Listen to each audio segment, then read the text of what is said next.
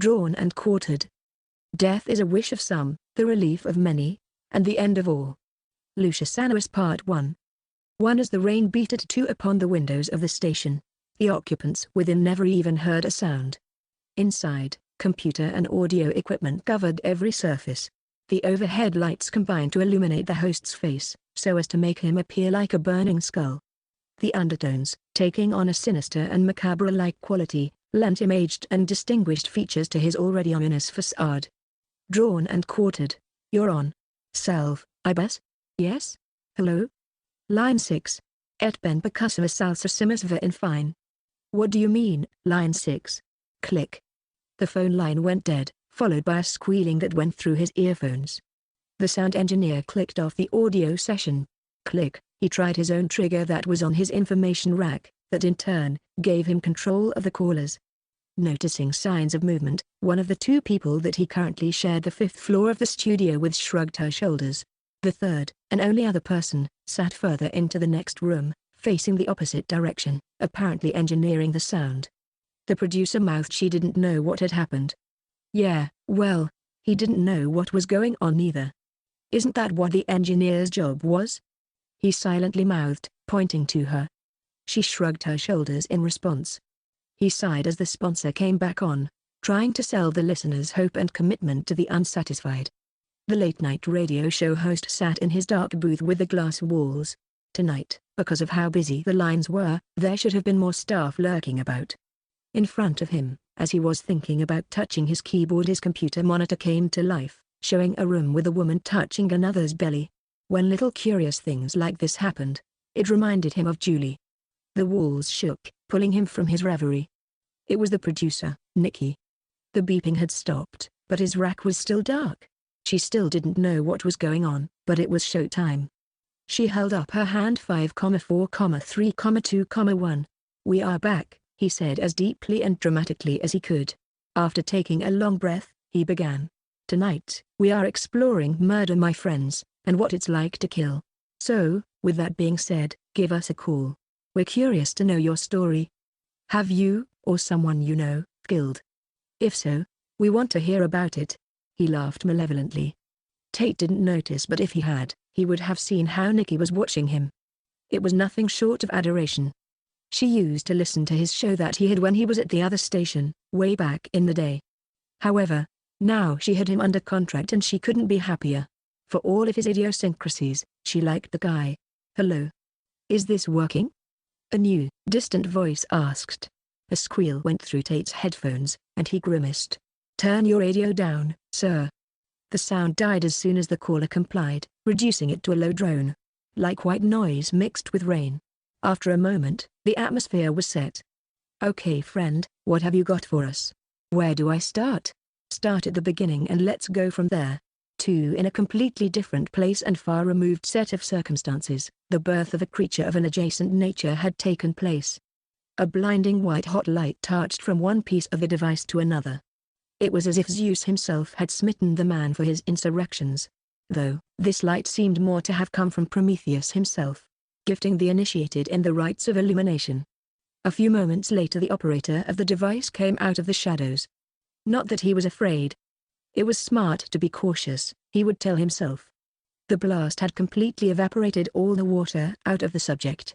Realizing that the worst had most likely occurred, he quickly grabbed the fire extinguisher and put out the small infernos. Instantly, the air filled with a fine powdery mist. This mixed with the smoke and quite the distinct aroma had sprung up. As the dust was settling, he surveyed his surroundings. Hearing several car alarms blaring and the neighbor's dog going crazy, he relaxed a little. In an effort to gain a response, he checked for movement from his subject. Seeing the black vapors rising off its flesh, he put the stethoscope to its chest. Nothing. He put it to its abdomen. Nothing. Subsequently, right into the center of its chest. The sound that issued forth was the rise and drop of a deep drum. It sent small scintillations through the pad of his stethoscope, lightly shocking him. Its body lurched into a violent spasm and the creature went into the throes of a seizure. Going over to the table next to its head, he grabbed a liquid pack and hooked it to the IV that was already connected to the subject. After plugging it in with shaky hands, he pushed down the plunger and watched it travel through the hose. The liquid coalesced and made contact, hissing. A sizzling had at first escaped from around the needle, but quickly boiled away. This might stick, he thought as he put his hand to the subject's forehead to check its temperature. However, before long, choking on its own blood and existence, had soon ceased. So, how did it go, man? Ben said nothing, so his roommate Tyler assumed it was good. Tyler, looking over at Jenny. She had a smile from ear to ear. I knew you would like her, she conceded. The couple sat on the couch as he came into their shared apartment in Collinsville. Ben landed with a sigh of relief on the love seat. Yeah, I like her. It was just stressful, but it was also exhausting. They all laughed. But don't tell her any of that. I'm just a little out of practice, is all. What makes you think I would? She asked, smiling. I don't know, maybe since you two talk daily and you call each other best friends online. Well, I think that maybe we, that are here, are all a little cooler. Why don't you just go into the other room and fuck him already? Tyler said. What the fuck, Ty? Jenny asked. Why would you say that? Ben, knowing that his roommate was just messing around, put his head down as his cheeks turned pink. Anyway, she said. Come on. I'm trying to watch this murder show, Tyler said seriously as he pointed to the television. Though, he also had a light-hearted smile at the crack of his mouth. He respectfully turned to Ben, but really man, we were just talking, saying how we were glad you were getting out now. Meeting new people. Thanks guys, he said, not meeting their gaze as both roommates stared at the glowing box before them. Here, want some? Yeah, it's killer stuff. Nah, I'm okay right now, he said as Tyler offered him a Shiva cigar that sported long streams of vapor that went all the way to the ceiling and all at once, crashed and spread. Jenny sat there watching the display. You still doing good, man? Yeah. I haven't messed up in probably 2 months now. Nice, Jenny put in. That dust isn't no joke. I know, man, Ben said, avoiding a lecture even though Tyler was talking from bitter experience. All right, well, I guess I'm going to call it a night. You going with me tomorrow? Yeah. What time? Same time as every day, Tyler said, still looking directly ahead. Okay, cool. He headed for his bedroom down the hall. If you're not up on time, I'll just send Jenny in there to wake you up. Ha. Funny, she said, again playfully slapping his arm. As soon as Ben closed the door, he collapsed face first onto the bed. What a day, he mused. His mind went to all of his old friends that were still messing around with that shit, and then about Jason and Lonnie, his old buddies. Which would invariably bring his mind to Luther. Yeah, it could be a lot worse, he thought. So, what if he had messed up twice? His family didn't know about it. No. They just knew about one incident. Knock. Knock. It's open. He didn't look up. You, okay? It was Jenny. Yeah, I'm good. Just exhausted. Babe, Tyler yelled from the other room. I'm coming. Hold your fucking horses. Anyway, didn't you hear the phone? No, he said, looking down, careful not to make eye contact. Stephanie is on the phone for you. Really? Yep, she answered as she sauntered off. He just watched. Getting up, he pulled the phone off its cradle. Hello. I got it. Hello? I had. Tonight was. They both spoke at the same time. At once realizing it, they stopped and laughed. Go on. What were you going to say? Just that it was a lot of fun hanging out with you. It was nice hanging out with you too. I think you're interesting. After talking for another 20 minutes, they took a break, but soon after, Stephanie called again. They were lightly flirting and by the end of the night, speaking to each other like the 1-800 numbers that someone could call if they desired intimacy. All this talking about sex had Ben feeling very warm. He figured he might as well take a cold shower. In consequence of pushing his passion down behind his belt, he went through the hallway to the bathroom. He could hear Jenny moaning. He stayed clear of that girl for a reason. She's liable to get him into all kinds of trouble. Out of all his friends that he hung out with, Jenny had to be the most drop-dead gorgeous out of them all. How a guy like Tyler had gotten her was beyond Ben's reasoning. Going into the bathroom and locking the door, he started the water. The hot water heater buckled and began to rumble. The light was gloomy. A fluorescent bulb hung from a long string, like a noose of illumination, daring all. Gazing at himself in the bathroom mirror, he scanned his tired form. What was he going to do with himself, he thought? Looking at the several days of growth on his face brought him back to the last time that he had shaved and groomed properly, a week ago. And before that, another 7 days. It seemed like so long, now. 2 months since it all went down. The bruises had finally begun to fade. However, the same couldn't be said for his pride. Everything in his life seemed to have changed in just that amount of time. And what about Stephanie? He didn't even know her at that point. She seemed very promising, though. Maybe it could work out, and just in the fact that sure she wasn't as gorgeous as Jenny, but she made up for it in passion. Jenny was most likely doing what she did best at the present time. Her sounds from the other room could testify to that, but they had ceased. Knock, knock. I'll be right out. He jumped into the shower to cool his storm. For when the man came out of his dream, he just smiled in contentment. He had made it. He survived. However, when he reached for his glasses, there was something about the movement that caused his dream to vanish into the recesses of his mind. Though, nevertheless, it was in that moment, in between sleep and waking, that he seemed to know that there was something very wrong. The light that he opened his eyes to was blinding. Instead of the familiar hospital room where he had fallen asleep, he was in some sort of alley. What the fuck? He thought to himself as he clamped his eyelids closed again. His mind reeled. Slightly cracking his lids again, light pierced his reality. Oh my God, he said, grabbing his head. His eyes were watering from the bright reflections of the sun off of the buildings that were about him. They're gone, he thought as he sat back with relief. He winced at the pain. Lifting his shirt, he tried to reach behind himself. Doing little to no good. He then tried his pant leg, but couldn't get them to reach either. After feeling where they had been, it seemed all wasn't in vain. They were gone. The surgery had worked. He could see down the alley to the far end of the street. There were many people about. He glanced down at his hands. There was a small smear of blood on the middle finger from the wound on his back. He licked it away.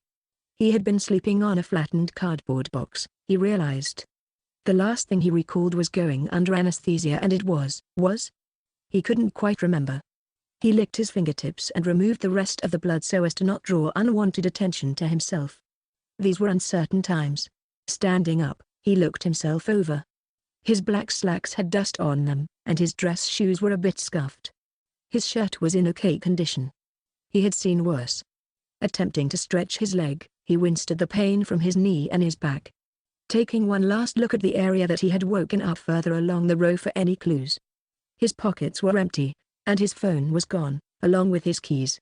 This had to be some clever prank, but who would have the balls to get this cross on his bad side?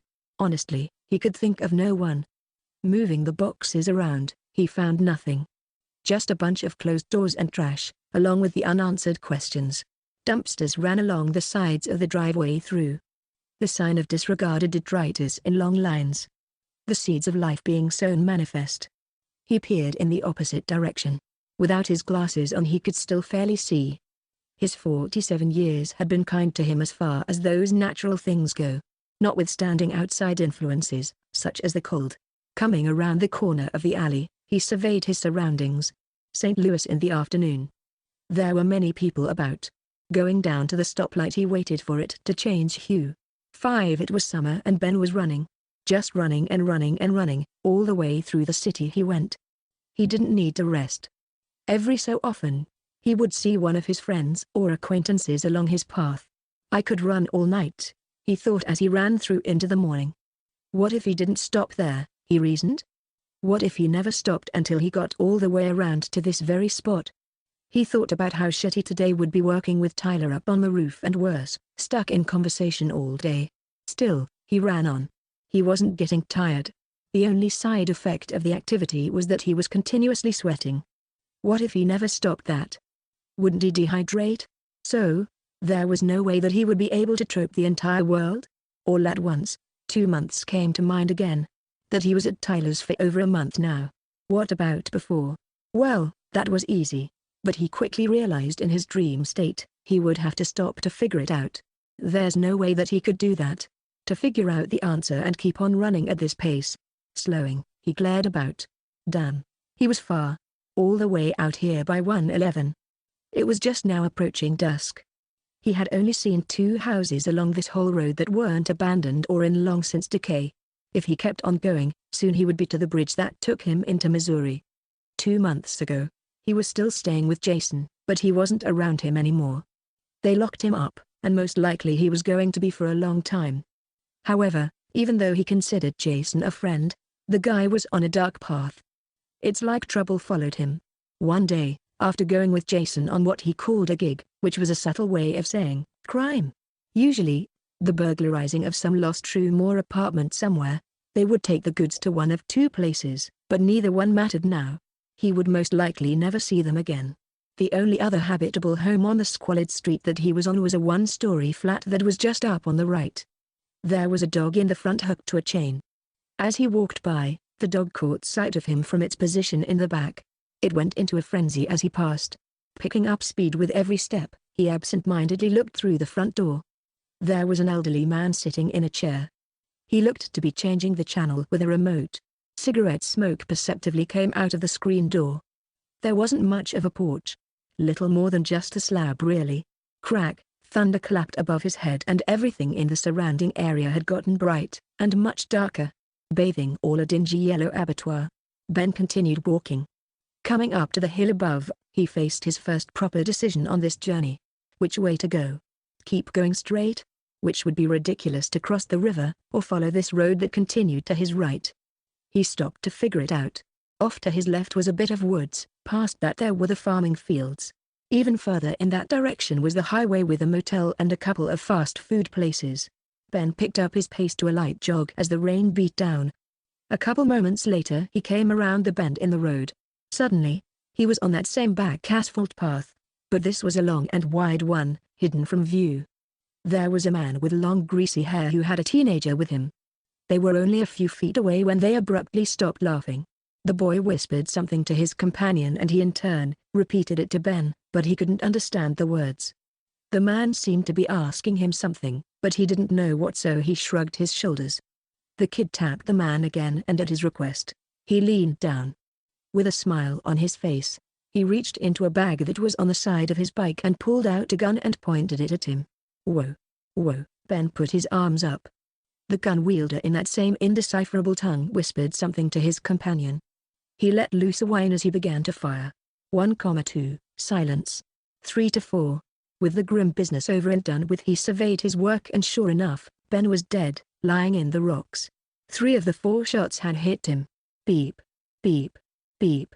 The red light in the pitch-black room was still unfamiliar. After realizing where he was at, he reached over and turned the alarm off and fell asleep, but it wasn't long before Jenny came in and told him to wake up. Ben tried to understand the meaning of his dream throughout the long, muggy day. 6 Robert Chance's grey eyes darted back and forth as the nurse took his temperature and duly strapped a blood pressure cuff around his arm. "And you said your name was Shelley?" he asked with a slight look of embarrassment at having forgotten her name. "Kelly," the nurse replied from behind her artificial eyelashes. Her blue eyes for a moment seemed as ice could appear in the dawn. "I used to have a student named Kelly. I should have remembered," he said absent-mindedly. "It's okay, Mr. Chance. People forget my name all the time," she said with her naturally cheerful personality. "Is that so?" She stood up as he asked this, exhibiting her full height that was taller than he was in the chair, so that she was looking down at him. He seemed overjoyed by it. "Is there a Mr. Kelly?" "Why, Robert, are you flirting with me?" she asked, blushing. "I only jest, Mom." She reached over to grab the clipboard. Mr. Chance was peering down her shirt into her bra the whole time, the cleavage popping out, dangling in front of him like a piece of meat before a hungry dog. She fell out of the chair and caught herself halfway down. He just regarded her with a look of surprise. "Okay, follow me." "Yes, Mom," he said, and was happy to do what he was told. He slowly stood with the aid of his cane and went with her into the next room. After directing him onto the medical table, she meekly told him that the doctor would be right in. A few moments later and the doctor appeared. "Dr. Rigamies, hello, how are you doing? Good, I hope?" "Yes, I'm good, and yourself?" "I'll be better when I get these damn things off," he said. When the patient studied him, he looked to be in his prime. He envied him that. Standing at around 5'9", short dark black hair with a couple of grays and fit with a pair of black framed glasses. He exuded confidence yet, with a brooding side, just out of sight. After they had started today's procedure, Rigamis became much more talkative. He stood over his patient from behind with a pair of microglasses strapped to his head and was scraping one of the lumpy formations off his shoulder. Each time he would scrape at the mass, Mr. Chance would cringe. Scrape. Have you been taking the tablets that I prescribed? Yes. And the manifestations? I have had a couple of minor manifestations. The rare disease the retired teacher had was a side effect of the contagion that occurred a decade before. While only 10% of the survivors of the cold's side effects would cause such a mutation to occur, it did. The ones fortunate in not having died of the cold would see their system evolving into a state of being that was nothing short of miraculous. When they were first called survivors, they would feel like they were working towards something. However, soon the classification had become strange, basing their judgments and findings on the effects the survivors showed. Typically, one would yearn for something and through a fusion reaction, it would sometimes occur. And in the rare condition of Mr. Chance here, claiming he had wanted his wife to relax and not be so moody, she went into a coma shortly thereafter. Later, yearning for the woman to wake up, though, she passed away from the trauma of it all only a few days later. When average people were able to influence reality was when the government came in and made a sweep of the medical records, which was dubbed the purging. There were a few left-wing groups that protested this violation. That's when the Great Silence went into effect, the next phase of containment. Now, those that were unfortunate enough to suffer these last stages were put into asylums and their families quickly silenced or paid off by the big corporations so that they could create an excuse to contain the virus, for their own ends. The rest is up to dispute, but one fact remains. The growths. If one with the mutagen in their blood had, and used these abilities, they would grow these cauliflower masses on their bodies. It was one such mass that the doctor had removed today. It was the big one on Mr. Chance's leg that bothered him though. At the end of the visit, after cleaning up, they met him in the waiting room. You realize there are certain risks, Mr. Chance, considering the ventricle that the mass has grown a part of? Yes. When can we get the damn thing off? Looking over the counter at Miss Kelly, after knocking over the cup of pens, she made him the soonest appointment available. It was for the end of the week. Just as he was about to go out the door, he said, "Doctor?" Him and the nurse promptly looked up from their musings over the coming schedule. "Yes? You guys are good people. Considering all the risks involved. It's people like you that make the world a more sufferable place." "Thank you," they both said at the same time. 7. The man stood back to further take in the exquisite scene of his accomplishment. The creature writhed. Though it resembled human, it would prove anything but. "Stop. Now, stop," said the man as he walked with the thing out of frame. The film keeps on rolling. The phantasmagoria threatens to give way to its inevitable end, and as quietly as a feather drops upon flesh, reality found its place again. Or did it? Some time has passed. It's been 2 weeks, and each day has gone by peacefully. 3 days ago, as he was coming out of the corner store, there was Luther, his old friend. Bad pennies, like misfortune, always trying to crack the surface, keeping one bound with an anxiety of ever-impending doom. They had driven around and smoked Shiva, and being around the influence, Ben had gotten a bag of dust when they parted. Just for old time's sake, he told himself.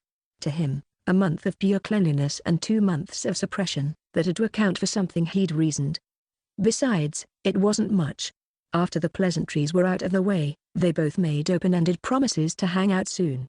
Though, they could each tell that this might not be the case because he was serious this time, even if having got a new parcel of oblivi seemed counterproductive against such presumptions. He just needed to wind down. He had Luther drop him off down the street to not rouse suspicion after what had happened at his parents' house. He was more ashamed of how badly he had hurt their feelings more than falling out, or in, that day. Even now, sitting here and having it for 3 days, he stared at the drawer. It was calling him. That's what that shit did. It would call you. Like sinning to the repentant on the day that they do not regret. Each, with their own mythological dogma, would, giving time, be appraised in a likely procession, preaching their own judgments to a dead congregation. Still, he hadn't touched the stuff. Each time while in his room talking to Stephanie, he would have such strong guilt weigh upon him that at times it seemed unbearable. The strong Shiva contributed to it all, no doubt. It had a way of working its own truths upon the mind and body. Knock, knock, the door slowly opened at first. All at once, The glowing light pierced the darkness. There appeared a figure standing, surrounded by smoke. Ben quickly pulled out his earphones. "Goddamn man. You scared the shit out of me. My bad brother. I totally knocked," Tyler said as he came into the room and shut the door behind himself. "Care if I sit?" he asked as he gestured towards the other side of the bed. "Sure," he answered, moving his things to give him room. Suddenly, he was filled with intense anxiety. Oh no, had Tyler sensed that he had the dust? His heart was pounding in his chest, triggered by the thoughts that had been enabling him to rationalize in having it. The circle that the two friends ran in, Tyler was one whom they knew for his legendary heart-to-heart moody conversations, and they were to be avoided. Having all the gravity of a messenger of doom, he asked if he wanted to hit his cigar that was burning, sending an enormous cloud up into the air, reminding him of the smokestacks from the mill. He accepted the offer this time, sending his own vapors up above their heads to hover like clouds, collecting the moisture from Ben's anxiety. "Is everything okay?" "Sure, why wouldn't it be?" With not much more wall to back into, Tyler nerved his head and his childhood friend giggled. "Okay man, so I have to have you do me a favor?" "Yeah?" "Have you noticed anything?" he stammered, slightly stuttering. "Have you noticed anything strange about Jenny?" "No. Why?" "Because I think she's a slut man," he said seriously. "What?" "I'm messing with you. She is a slut. I just keep that shit to myself." At this playfulness that was Tyler's nature, he went along. Tyler took a big puff of cigar and handed it back. "No, but really man, I'm going out of town next week." "Yeah, I remember. If Jenny forgets, I'll feed Natasha." "Cool," he said, as he watched the vapors go straight, and the smoke crashed in a wave on the ceiling, but completely made a 90-degree turn toward the drawer. Tyler looked around, held his hand up. "I think we may have a draft in here. So, you still going to be out for a couple of days, so I can let Frank know something tomorrow when I go in?" "Yeah, I'm still not feeling too well. Here's your last check." He pulled an envelope from his pocket and passed it to him. More silence passed as did Tyler, the Shiva. "So, I've got to ask, man." "Yeah?" "It's not my business but I was over at my mom and pop's, and she was talking to your mom." "Yeah? Well, your mom asked mine how you were working out over here, and she told her everything's fine, but me and my mom were wondering." He knew where this was going. "How did I make it home? When it happened?" "Yeah, I mean, your mom said that day you were in your room all messed up by those guys, and. Yeah. So, how did it happen? How did you get home? I mean, Carlos and his boys are no joke, Ben?" During the conversation he had manifested before the chest of drawers. He was just standing there, in a daze, when he slammed it closed again. Bam! Tyler jerked from the hypnotic state that he was in, peering from left on the bed where his roommate had been, to the right. He never saw him get up. His mind responded to the realization with a jerk. "Goddamn man, how did you do that?" "What?" "I got up and walked over here." "No, man, you were just right here," he said, pointing to where Ben was sitting only seconds before. The relativity sphere glitched and caught back up to itself. Though nonetheless, their collected minds splashed back. "I need to lie down." "Good talk," Tyler said as he was walking out the door, clearly shaken by Ben's vanishing and reappearing act. He didn't remember standing up and going over to the drawer either. Later, Tyler would tell Jenny that the expression on Ben's face when he had asked made him never want to ever again. Jenny said that she would find out. He was bound to open up to Stephanie, eventually. Tyler didn't smoke for the next couple of days, not having to question who had frightened who, leaving the smoky drafts to fade like memory. 8 after the light had turned green, he crossed the street. Suddenly, aware of a self-consciousness that bordered on the paranoid, he pushed his hair back with his fingers. It was the thing that Alice always loved about him, claiming the gesture lent him an otherwise absent magic to his profile. Damn, this was a long street, he thought to himself. Stopping, he gazed toward the way he had come. St. Louis Boulevard, and what was the name of the other street? Just in case he needed to backtrack or something? He needed to get to his brother Dan's. He remembered that his practice was close by the arch. Once there, he could get to the bottom of this whole mess. It wouldn't be too hard to find it, he told himself. A strange woman that had yellow hair and the middle of her nose pierced walked by. When he glanced back to get a second look at her, she was watching him. Good Lord, this was a long road. He was finally within eye distance of the next set of lights. With how busy it was on the street, it had to be 3 or 4 o'clock. He had gone into the office at 9 o'clock. He got warm suddenly and sweat sprinkled him with anxiety lightly across his forehead. Picking up his pace, he headed toward the stoplight. Wow, the arch sure was bright today, he mused. There were around 10 people that were crossing with him. It must be close to rush hour. His heart sank a little when he got over to the other side of the street. It was a strange corner. Going in the most promising direction, he traveled down one that was called Grand, and the crossway sign read Cass. Soon, he had a plan hatched on what he was going to do. He would walk a little further and hopefully, if Dan's practice wasn't ahead, he would do what he was trying to avoid, and ask someone to use their phone. With this damn contagion that had just begun, he doubted anyone would let him use that hell though. Damn, the street was long. Had he gotten switched up? Turning around to survey how far he had come, there were at least 20 people glaring at him. One person even had a camera out. What are you guys looking at? He asked the closest woman to him. You're back, mister, the woman said. What? That, she said, pointing and quickly becoming irate. There was a stream of blood going down several feet from him, so Walter instinctively felt at the back of his shirt. Pulling it away, he studied his hand. It was covered in blood. It's not too bad, he told the woman. I had a surgery and when I woke up, I was in an alley. She regarded him as if he had spoken in a foreign tongue. You did what? Her demeanor had clearly changed for the worse. However, expecting to be received more appropriately, she blinked at him in surprise as if he had scorned her on purpose. It's not safe for you to be outside. What? It's okay. I don't have anything. Mister, you get away from me. I don't want no trouble. And to Walter's surprise, she brandished a container of mace that was attached to a big key ring. Hey man, leave her alone. Yeah, get away from her, shouted one man with a mask on. We called the cops, and if that wasn't sign enough, the woman shot a stream of the liquid at him. Barely missing him, someone yelled, "Here they come. Here come the cops." A simultaneous driver yelled from his own car window. He ran off at a brisk jog to the left instead of crossing. He could hear sirens in the distance. There were some apartment buildings up ahead and he could have sworn he heard a car door popping open and someone giving chase. Coming around the corner and making another right, there were several people on a corner. As he walked past them, one neighbor that was checking their mail behind him yelled to the group that he was now approaching. Hey, Marvin, look at that man's back. After they had yelled this, the group, it appeared to be 5 of them, glared in his way. Hey man, what's wrong with you? My car broke down, is all he could think of to say.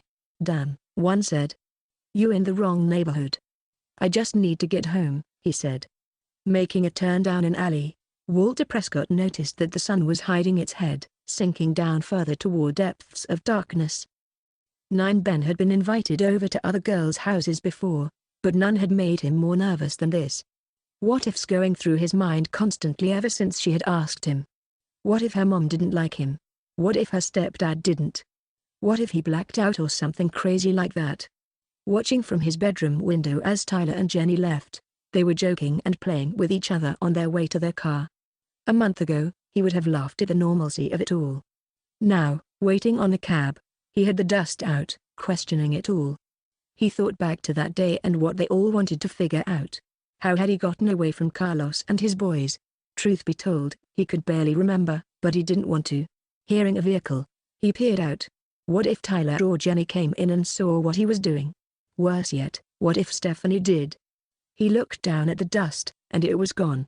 Oh my God, he said and looked around. Going over to the chest of drawers, he put the bag up and looked at himself in the mirror. What the fuck? He said, watching as the blue stuff came out of his nose. God damn. He sat down and closed his eyes. All at once he had that moment of euphoria. Glancing up, he saw that there was a sound. Well, what he at first took for a sound, but he only stared at the reflection in the mirror. Then, he saw that on the table itself, there was a blue chunk. Beep, beep, the cab had arrived. He grabbed his backpack and put the chunk into the pocket of his cargo shorts. Once outside, he apologized for taking so long. The driver wasn't familiar, so he didn't converse. Beep. His phone went off and when checking it, saw that it was Stephanie asking if he was on his way yet. By the time he finished sending the reply, he had arrived. After paying the driver, he went up to the door. On the first knock, Stephanie answered. "Hey buddy, are you looking for someone?" she asked playfully. "I think I found who I'm searching for." "Yeah, who's that?" "You mom," he said as he took her by the waist and kissed her. She let him do it for a moment and then he saw a double of Stephanie and presumably her stepdad. "Hey. I'm Dylan," the man said. "It's nice to meet you. I'm Stephanie's mother Kristen." "It's a pleasure to meet you. I'm Ben. We've heard all about you. Hopefully good things." "Ah," she said joking. They all laughed. Stephanie was silently watching. A car went by revving up its engine. By the time he noticed it, Stephanie was directing his attention inside, closing and locking the door behind him. Kirsten, Stephanie's mum, invited him into the kitchen. Her stepdad stayed back, presumably talking with Steph. Her mother seemed filled with that same enthusiasm for life that fueled her daughter, and there was something about Dylan. Possibly not, though. Maybe it was the stark contrast that the older couple played upon each other that was throwing him off. Dinner went as smoothly as could be expected. Stephanie kept the conversation going and before Ben had gotten uncomfortable, it was over. As soon as they were done, Kristen offered him a beer and wouldn't let him refuse. After accepting, Stephanie, sensing her boyfriend's unease, excused the both of them. However, that was when Kirsten all but demanded that they get a picture together. Now it was getting uncomfortable. Dylan got up as well. Ben, feigning having to use the restroom, requested if the older gentleman would kindly show him where it was. After following Dylan down a long hallway with many photos of small Stephanie and his bladder screaming, was he led to a room at the end. "There you go." Click. The light came on, illuminating the tile. The mirror and medicine cabinet were glowing above the porcelain sink. He used the toilet and washed his hands. Looking deeply into the mirror, he felt disorientated. Slowly, the light in the room began to fade. The toothbrush holder from within the cabinet released its contents off one of its shelves, seemingly of its own accord. It came clattering out from the cabinet. It was a single toothbrush. "Oh my God," he said as he grabbed it and put it back, thereupon shutting the small door until it clicked. Looking down, that chunk of dust was on the center of the counter. "Holy shit," he said. The bathroom door clicked and slowly opened. Dylan was walking past when he asked Ben, "Everything all right? What are you doing, son?" Nothing," he said with a strange substance on his upper lip. "Can I speak to you when you're finished?" "Yes, I'll be right out." When he exited the restroom, he didn't see Dylan in the hall. Going back into the kitchen, he cursed himself for not making an escape and running home. How long had her stepfather been watching and what had he seen? The door couldn't have been opened for too long. As he walked into the kitchen, he saw that all the dishes had been put away and there was a glass next to a bottle of wine. "Oh, hey Ben." "Hey Miss Bauer." She exhaled a long breath. "Kristen." "Call me Kristen." "Yes Kristen. You can go on into Stephanie's room." "Okay, thanks. Which way?" She came over and hugged him. "Go over to the other side of the living room and down the hall and to your right." She had hugged him so close that he could smell her perfume mixed with makeup. "If you can't find it, come back and I'll show you." "Thank you, Kristen." "No problem." Soon, he was coming through the door. "Oh, hey Ben," she said as she covered the phone. "Who's that?" he unconsciously asked. "It's, Jenny." "Oh, hello Jenny." Stephanie smiled and kept the phone to her shoulder. "Dylan was looking for you." "Is everything okay?" "Yeah. I think he wants you to help him move something to his study. Go down the hall to the right and to the left." He smiled and closed the door. Knock, knock. "It's open." The room was empty except for a bookcase that loomed in the center. "Grab that end, please." "Sure thing." Grunting with the effort, he lifted. "A little more on your side." Shortly thereafter Dylan thanked him. "Come on out for a moment." "Sure." Following him out a side door they were greeted with a star-filled sky. "How long?" "Oh, what do you mean?" "Want one?" He offered him a cigarette from a soft pack. He shook his head. As he lit a match he never looked away from the starlit sky. Not long after, he nodded his head. "Slow down, son, and for God's sake, don't let Steph find out. It would break her heart to no good." "Yes, sir." "It's just," he shook his head in assent. "We're all human and we all make mistakes. I can keep a secret. No worries."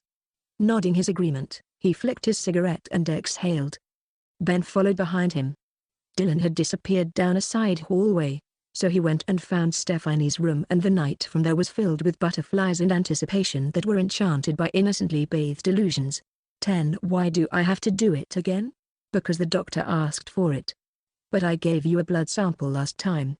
Last time was almost a year ago, explained the nurse from Rigamy's office in Edwardsville. First patient, Julia Potts, was a retired actor from a bygone era when feelings and promises still ruled the day. Knock, knock, announced a voice as the door was pushed open. Ladies, good morning. Good morning. They both answered at the same time. Nurse Kelly, she nodded her head. Could you get Miss Potts' blood sample, and when you're done could you call on yesterday's patients, to make sure everything is going smoothly? Of course, Doctor, I'll be right back. After he had gone, it was as if Miss Potts' attitude had completely changed. Kelly had grabbed all her tools that she would use to take the blood sample. So, do you like your job? I had always wanted to be a nurse, Julie said with a faraway look of remembrance. Of course. Oh, she said when Kelly stuck her with the needle. Though, a curious thing had happened. The needle, as it penetrated Julia's flesh, punctured her skin, but then quite literally pushed itself back out again. It landed somewhere close. She would retrieve it after she dealt with the old crone. Oh no, said Kelly. Oh, it fell out. Too bad, Julie answered. Well, it has to get done. Kelly went over to the drawer and grabbed a new needle, and as she did so, she took a deep breath. Kelly, dealing with Julie here for several years, couldn't stand her, and she seemed to give the nurse nothing but problems. A few moments later and the older woman was pissed off and refused to let her finish. The drive will be right in. The patient kept her face turned to the side with a look of abject scorn. When the nurse had left the room, Julie sat there with her hands crossed amid thoughts of him, which was normal in her times of distress. Today, so far with the bloodletting issue and with Kelly aggravating her to no end, her thoughts of them together is all that could comfort her. Thinking back to their last encounter, she smiled as the air began to slightly scintillate and hum around her. It began with a light popping sound. As she brought up the voltage, the dial on the blood pressure cuff that was sitting on the counter moved steadily higher. Knock, knock. The door cracked, and the phenomenon ceased. Hello, there Julie, the doctor said. When he mentioned her by name, it never failed to set her eyes ablaze with excitement.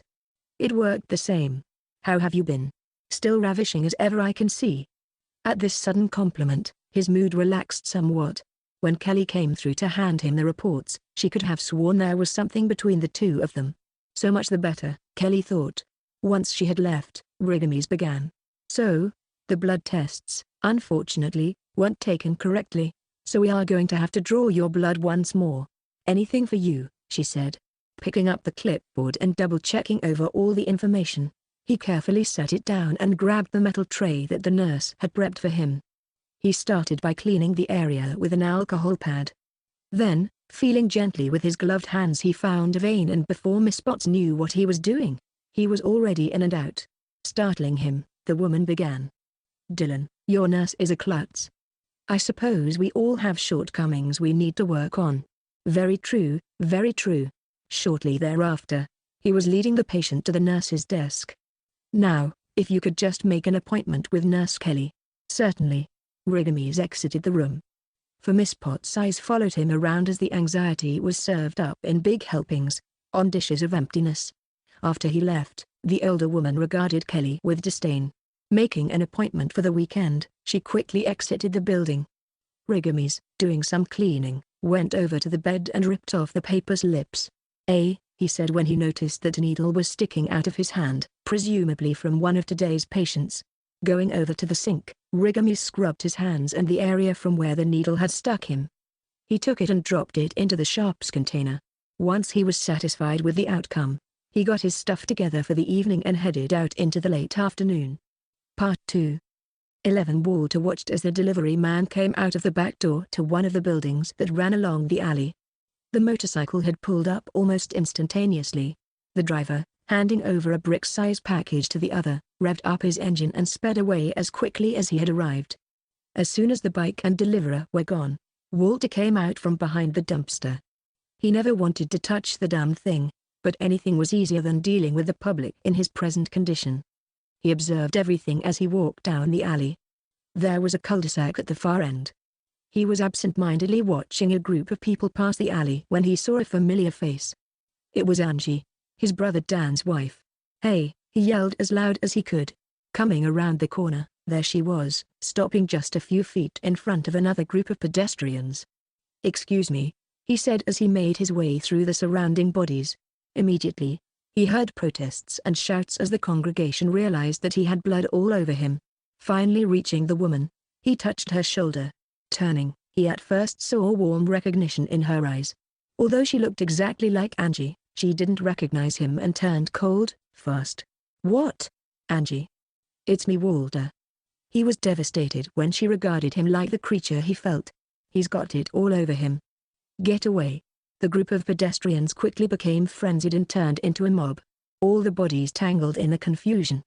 There was an old beast of a woman with a grimace on her face and violence in her eyes. When someone had shot a stream of mace, it splashed her in the face and reacted to her flesh on contact. "AHH," she hollered in protest. Walter ducking, he turned around and got a kick from the same woman that he had taken as his sister-in-law. It almost knocked him down and he could incidentally taste blood in his mouth. Getting to his feet for a moment, he almost lost his balance. All he could see were stars because someone punched him squarely in the back of the head. The hit connected perfectly. All turned black and it threatened to consume him. Suddenly, reality came to the fore with crystal clarity and he, like all of those years ago in track, took off at a dash down the street back the way he had come. He made the same turn at the corner of Grand as before. Bounding down to the dumpster he had hidden behind earlier, he watched as 4 of the mobsters went past. Once again, hearing sirens that seemed to be getting closer and closer, he backed away. As he was watching the group go by, he made the mistake of leaning up against what he thought was a wall. However, it shattered, and he fell straight backward, and not a moment too soon. The mob came around the corner a second later. He shuffled his way in the dark with broken glass all about him. There was a doorway up ahead and once he reached it, he found it was no door at all. It was thick black shower curtain that was hung on the threshold, concealing the room beyond. Turning back to the window, he stopped and was still. Their ominous shadows fell in long streams with the sun behind them, a fiery orange streak upon each side of the aluminum frame. Their footsteps and voices came closer. "Yeah, he must have kept on going down, Cass," the first said. "Is that what you think, chump?" asked a second. With no place for him to run to, he silently willed himself to vanish. They peered into the gloom. "Look, broken glass. He probably went in there." The one that had spoken first roughly grabbed the observer that stood in front of him. "You ready?" And there was a slight shuffling as he played to be throwing him in. The whole time Walter stared in abject horror. Not moving an inch. He hadn't realized until now that he was holding his breath. When the mob stepped away, he fell down onto his side, thirstily gulping down air. He could hear their footsteps and laughter moving further down the alley. Having a moment to contemplate where he was at instead of being beaten to death, he smelled the odor of fresh paint. In fact, now that he looked around, he discerned shapes out of the inky blackness and soon enough he could make out the room he was in. The darkness that he found himself just moments before was discernible once his eyes had adjusted. Strange how that worked, Walter thought. Now, from the opposite direction, in the room beyond the plastic veil, it was almost as if that light was growing brighter and brighter every second. Had they set the place on fire? He thought. Soon, the smell of fresh paint was overwhelmed by another scent altogether. Walter's mind bent. "Oh, my God. Am I losing my mind?" he thought to himself. Whatever was behind the plastic veil appeared to be a burning hell. He backed away as he thought he heard a voice coming from that direction. Seconds later and they ceased. The growing illumination from that other room was being lit by a preternatural glow. He could see straight through and had to cover his eyes. He soon realized this vision was real. He wasn't going mad. It was the sun sinking down in the west, being projected through the ether to him. His palm played upon the scintillating dust motes as he marveled at their radiance. Had he ever seen anything as beautiful as this? The light began to move along its infernal path to sink into oceans of oblivion, to return to its cosmic cycle. Presently, Walter felt as if he were dying of thirst. He, with sweat on his face, felt the tears falling like life and all that he assumed from which it was made. He wiped his tears away. Strange how these brief moments would take place. How many times had a rapture of epiphany struck him? 1, too? Ever? When was the last time he had cried like that? The day that Alex was born? No. The day he got married? No. Why not? Why had he never embraced a moment as pure and as true as this? And the tears, what were they for? Because life had been unfair to him today? That today was probably the only time life had ever told him no. Maybe this was the worst day of his life. Or was it the purest? Though, nevertheless, he would take nothing for granted, ever again. He felt ignorant and sleepy, having went through this day and all its bullshit to realize thus. He was exhausted. The glow came through the plastic, sending prismatic forms along the wall and across his face. Was it trying to remind him of something? A distant sound echoed from above. Figuring it was nothing, he walked through the plastic curtain. This room, like the others, was freshly painted in a flesh tone. There was a twin-sized mattress up against the far wall. Bottles littered the floor and there were makeshift ashtrays all around the bed. For all of its depressions, it looked comfortable. All at once, he had to shake his head from disorientation as the plaster moved. He stood still, listening. He could make out voices that were close. There was a bottle of unopened water by the bed. Going ever closer, he moved some of the detritus out of the way.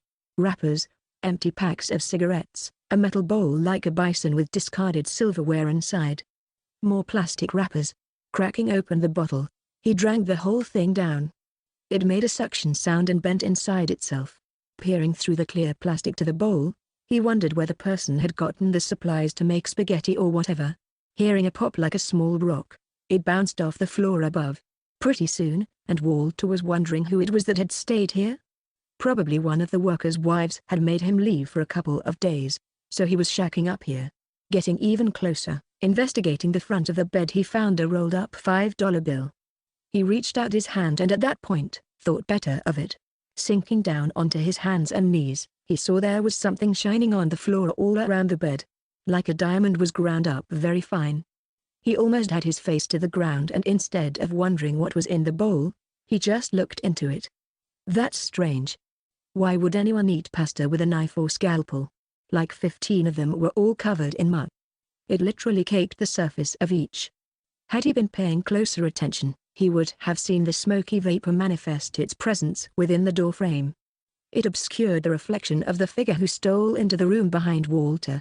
Reading along the side of one utensil, stainless surgical steel? He whispered. Without warning he felt as if a raking claw had scratched him, or more like a burn. The sharpest white-hot pain he had ever known was eclipsed by what felt like a drum in his head, beating. He felt his neck, but he soon grabbed at his ear instead. Wishing to silence the drum for just a fraction of a second, the beating was undiscernible from other thoughts that mingled together but didn't mix. His mind tried to evaluate this. In the next instant, the beating drum drowned it all out. He perceived that the beating was from the blood dripping from the ceiling and something about rocks. When he first remembered having the growths, he had feelings and thoughts that he could change things. This was such a time. Suddenly, any detritus that lay along the walls was thrown into the air. The unseen water bottles all burst at the same time, splashing in abstract wetness upon any and all surface available. Walter felt a wave pulling through his whole body. He completely turned around without bending his neck. Nothing. There was no one there. It seemed like an unseen phantom was playing a game. His eyes blinked as his heartbeat to the sounds of heavy dripping went with the banging, assaulting his ears. That's strange, he thought. There's a big puddle of blood. He fell. His head lay on its side, and he saw a pair of black boots, just the ones that Dan used to have. He looked past the boots to that crack in the plastic door that was covering what he hadn't seen before. There was the faintest sign of either dusk or dawn as the waves became more intense and the white heat turned to heavy coldness and duly warm again on the side of his face. His at first confused body found a new rhythm, that of death. Yet it clung on to life. Though, it soon let go. Time had run out. Walter Prescott was dead. 12 The lovers kissed deeply. For all of their differences they had a good relationship. At first glance, both would appear normal enough. That was where the similarities stopped though. The room they occupied wasn't so big for a master bedroom in the suburbs. Their house was just off Meridian Street, that said runs right through the center of the world. All the homes on this end of town matched each other. the only architectural differences being added just to have the neighborhood appear to have variety. The big picture window was in the center, laid bare for all to gaze through or out of. The bed nearly took up half of the area. Upon it, the man was on the left and the woman was on the right. Two elegant armrests adored each side at irregular intervals. A nightstand was placed on each lover's end. A painting of Edwardsville was right over their headboard. Behind and to the right is the door to the restroom. The light from overhead left them with a golden stain that was dingy in its aesthetics. "How was your show? What's it called?" "Oh, Last Rites." "It wasn't the worst." They both laughed. "Will you be a dear Dylan and put some lotion on my shoulders?" He stammered. "Here," she said, handing him the tube. Kirsten, seeing him blush, just closed her eyes so that he could kiss her. "Do you smell that?" he asked. "Smell what?" She stopped and listened closely. "I don't smell anything," she said, sounding slightly irritated at the suggestion. "The fire that burns in me, for you?" he asked as he kissed her deeply. "You're corny." "Can you?" he asked her again, and she said that she could. 13 prismatic omniforms coalesced amid the tapestry of the morning, when the yellow light threatens to give way to cool tones and as a result, to be engulfed under the fire. "Okay, sounds good," he said as he stalked down the street in the opposite direction from his old life. Where the bonds of sinew and cartilage bridged the gap between heart and rib cage, forever embracing the other within. He felt tired, so tired. Stopping in his tracks, he asked himself who had he been talking to. Looking across the street, he realized it was still gloomy, but hadn't he already mused upon that? At least he knew where he was, among the neo-Gothic factory warehouses in St. Louis again. Downtown. Where was everyone else though? He closed his eyes and felt the cool wind on his face. The air was refreshing in its authority. The environment seemed to be trying to remind him that he should be reminiscing over something forgotten. Like some particular fond memory. Caught up and blown away, like so many promises. He stopped and peered about. Everything was as it should be, to prepare for the great God Solent turned the gloominess to a bright day. He could almost remember now, and in a flash of recognition, he did. A familiar face. His brother Dan. Dan Prescott, came the whisper out of his lips. Yes, his brother's practice, and something about his work. When he got around the corner was when he first saw the line. Laughing inside a bit at the absurdity of it, he got closer. After walking a little further down, there were others like him, exactly how many he wasn't for sure, but he did glean a sense for the length of the standing procession. Appearing to go on forever, past all the lights uptown. Hell, in this line that all the people were standing in, it could have easily been 100 miles long. As soon as he saw the bemused expressions on the other standers' faces at his confusion, he got in line, and then they all lost interest and gazed back ahead. A few moments later and he could just make out some of the isolated conversations. One woman, that remained faceless, said that she had heard that a lot of time had gone by, and something about her not knowing if things would still be the same when she got back. Another stander, this one faceless as well from up ahead out of sight, spoke that lately things have changed for him too. Presently, around the corner came two police officers. They had a man with them. Walter, trying to see what was going on, cautiously kept his distance. "What are you looking at, Daywalker? Get back in line and turn around." When he didn't know what to say, the officer yelled and told him to turn around again. Ever the Boy Scout, he just complied. That's when the first officer's head exploded. Walter instantly hit the ground as the second cop's suspect, the one he had been detaining, made like he was trying to slither away out from the officer's grasp and instead, yanked his wrist in an arcing motion around in a circle, thoroughly smacking the uniformed man in the face with his own handcuffs. Blood began flowing profusely from his mouth, appearing comical, like crimson lipstick. However, the man simultaneously overlooked the officer's gun. The deputy remembered for him, but his eyes gave it away and the detainee's hands were faster.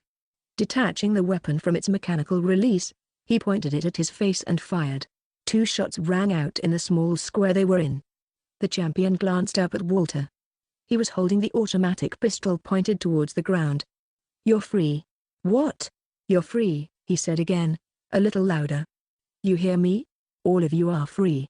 Go find a home where you belong." Bang, 1, and again, 2 more shots rang out in the square. Everyone chose the same time to scatter. 14 Kirsten and Dylan were making out just like back in the day when they had first met. Dylan would kiss her and tell her all the sweet things that he knew were to her desire, and she, in turn, would foster the illusions that were fiercely passionate within him. Dylan put his arms around her and slowly slid his fingers down her back. Putting his hand behind her head, he pulled her closer, opening his eyes to kiss her, when her face melted in a dripping mess of glitching reality. Jagged smears and digital analog records skidding to a stop. Her face to Dylan became a mask of terrible flesh, turning a pink and blood red into a bruised purple as gore fell from her eye sockets in long cords like in a meat grinder. Before long, her head was just a shell and a crack appeared along its calcium surface. The small membrane of a fowl showed itself and vanished. Reality caught back up to itself and all was as it had been before. Dylan Rigamis closed his eyes to the horror. "What's wrong?"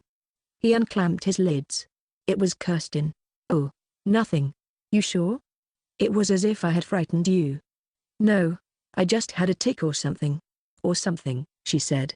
That's when she grabbed his face and pulled him closer. A few moments later, both of the room's occupants were finishing up with the night's passions. In Rigami's fevered state, brought on by the contamination from the needle that he had accidentally stuck himself with at work, coupled with the fact of having pushed himself past the point of this awakening session, had inadvertently brought his wife under Dren 21's manifestry effect. Kirsten, at once was filled with a warm and radiant prismatic glow. At first, it was like she was seeing a fine work of lace that was displayed at full swing as a spider dangled right above the broken pieces of glass from the mirror. After that, she was plunged into a dark room. "I'll be right back. I'm going to go on the patio to smoke," Dylan said soberly and went out the door. Kirsten just laid there. She tried to set up, however, she had only gotten a little of the way when her body gave out. Her eyes stood wide. Though, she was seeing the world not as she had seen it before. In her astral self, she went over to the wall, feeling the cool air beyond the threshold and then she walked through it. When she got onto the other side there were the shapes of life all about her. All of their forms were differentiated by their color. They glowed with a translucent phosphorescence. Everything else held this quality as well, to varying degrees. She explored the yard and after, beyond. Through the bushes past the flowers, she went. When she looked up, there were all the angels in the sky, all making their way to their divine destinations. There were many other kinds as well. They resembled humans, or that which had the same known appendages. These humanoids had some of their extremities outside of their bodies. It seemed to be some cleansing ritual that was interesting to her. Here was a neighbor that had 2 lungs outside of his body and 2 dark black eyes with only one highlight in each. Spiky minerals that resembled diamonds adorned his crown. They seemed to have originally grown long but had broken off, causing the dried-up blood that surrounded them to be stained black on top of his head. The same phenomenon was occurring on his hands, except without the diamonds. This creature was of the first glimpsed. The second was a vegetative being, not in the comatose sense of the word, but another kind entirely. There was greenery sprouted from these like plants from the tree of life itself. Small conifers set each of the creatures apart from their brothers and sisters. There seemed to be a glowing phosphorus creature that was in stark contrast to these. This one leaked a black substance and was negative in appearance. Though, when perceiving it, its gaze is to end also she minded her own business. She walked on. The other forms of life all regarded her with a curiosity not unlike her own. They all were looking at her with a sexual ardor that she had thenceforth not experienced. As she passed the street sign, she looked down at herself. She became aware that she was still naked. This may have been the reason for their voyeurism. Gaining the bend, she was all at once in front of a bus station and there was a man sitting on the park bench. Her heart melted. She didn't know how she could tell, but this man was to be significant to her. When he looked at her, she was in a state of rapture. The man, if you could call him that, for his person was that of a fugue within a vessel, bound. A probability furor. She went to the curb and crossed the street. Standing there to the side of the bench she tried to get him to pay attention to her. Nothing. She went and sat on the other side. Trying to figure out a means to gain another glance and without warning her back felt like it was peeled off of her. Nevertheless, the pain had vanished as soon as it had come. Leaning over and stretching her muscles she first noticed the twitching. Beginning to panic, she soon realized this place had changed her. For here, her skin was in long sinewy ribbons. A mummy with all the wrappings hung loose in foot-long tendrils. tasseled and equaled at all junctions, which seemed to be the norm for such displays here. She, by moving her muscles back and forth, attempting to will the extended filaments to stand on end and flick upon themselves, and no sooner, she was borne up. As the filaments moved back and forth, his eyes became fully engaged. They were bugged out of his skull. A surprised gasp slowly, malevolently, escaping from his mouth, a strange grey smoke drifted away on the scintillating ether behind it. She put her hand to her own mouth and slowly trailed over her lips and then further down her neck to the hollow at her throat. Then she went down to her sternum between her breasts and even further down past her belly, trailing the path leading downstairs. Reaching over, she grabbed his hand, and after just a millisecond, he consented. She placed it to her sex, and that's when the entire scene glitched right out of existence. The reception bent, and the colors muted and boxed themselves up and became scrambled upon a dense wake. 15. The frame is blackened into a gray. A spiraling coil appears as the scene grows back into familiar tones and hues of muted color, and finally crystal clarity. The man, Walter, in his new state of consciousness with the arrived guest Kirsten, had coalesced and mingled their astral spirits all about. Now, he was telling her how much he loved her, but insisted that she go back to where she had come from. She still had things to do, and that if she truly loved him, she would complete all of those things first. Also, if she truly wanted to see him again, in due course she would find a way. Until then, he would experience their essence together. Bidding her farewell, he took her to the door of the light. Once she had evaporated back into the beyond, Walter contemplated her presence and his experience. He screamed in a distorted pitch until reality inhaled its matters and embraced its own centrifuge state and soon winked right out of existence. 16. Beep. Doctor? Try 2 more milliliters. Yes. After Rigamis had seen that they were clearly going to lose the patient, he decided to just cut his losses and save as much as he could. What? Wait. What are you doing, Doctor? Coming right back. He now held a big box defibrillator that had wires and cords coming out. He quickly set it on a table and got its parts ready for use. Okay, nurse. How about some help here, please? Sure thing. She pushed her small instrument tray out of the way and put her stethoscope into her ears. Soon she had her fingers upon Mrs. Potts' wrist. Yanking her other wrist out, she counted the seconds. The drive squished out some jelly from a packet onto the table. He unhooked 2 large panels. You ready? Yes. 1, 2, 3, clear. Boom. The woman's body convulsed beneath the shock, yet the long beep continued. Clear. His eyes became glazed. Doctor? Clear. The body stayed limp, yet convulsed from the shock from each application. Drive. We have lost her. Fuck, he said and slammed the equipment onto the ground. Kelly flinched but wasn't frightened. I'll be right back, nurse. He returned a moment later with a cooler and sat it next to the body. What are you doing? I'm salvaging as much as I can.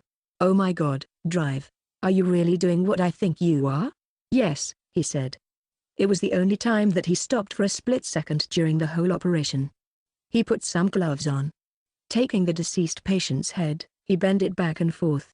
He closed his eyes, and when he reopened them, he felt like a different man. Scalpel. 17. Kirsten, after last night's passions, had inadvertently opened a gate. She didn't know what to, but she was happier than she had been in a long time.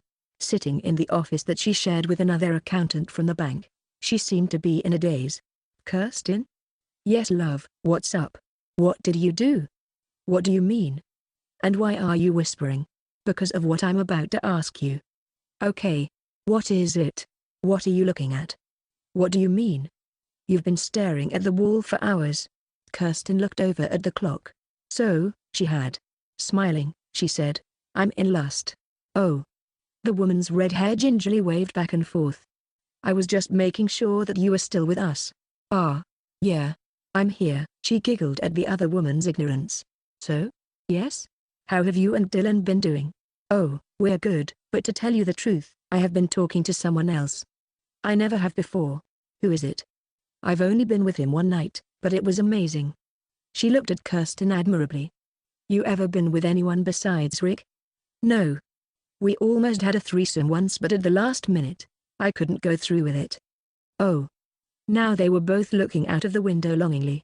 One, for things never begat, and the other, for illusions born of confusion. What was it like? What?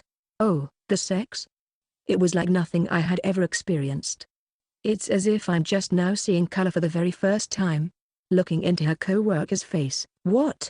Wait, why are you looking at me like that? You are beautiful. Oh no. All I need is for you to become obsessed with me. And they both laughed. So, what are you going to do? What, about Dylan, or the new guy? New guy? I don't know yet. I was just honestly thinking the very same thing. What are you looking at now? Everything and nothing, she said as she gazed out the window, staring at one of the last patches of sunlight as it sank beneath the horizon. 18 Rigamis sat in his office. On most days, the man had his dedications to commit his time to.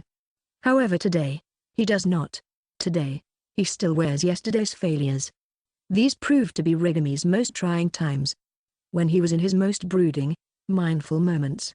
Today, as he was sitting in the light of the fish tanks, things seemed to be a little out of the ordinary. Thinking back, they had placed the salt tanks on either side of the doorway, just inside the office. The fishes seemed to be going in and out of existence. It looked like the ceiling was breathing them in. His heart sank as he heard a suction of air in the hallway leading from beyond his office to the lobby. The sounds of the nurse's area and thereafter into the hall itself were cut off as she entered the hallway. Muffled footsteps followed. Every step that she took toward him was an agony. The countdown. The walk to the executioner's block. Knock, knock. It's open.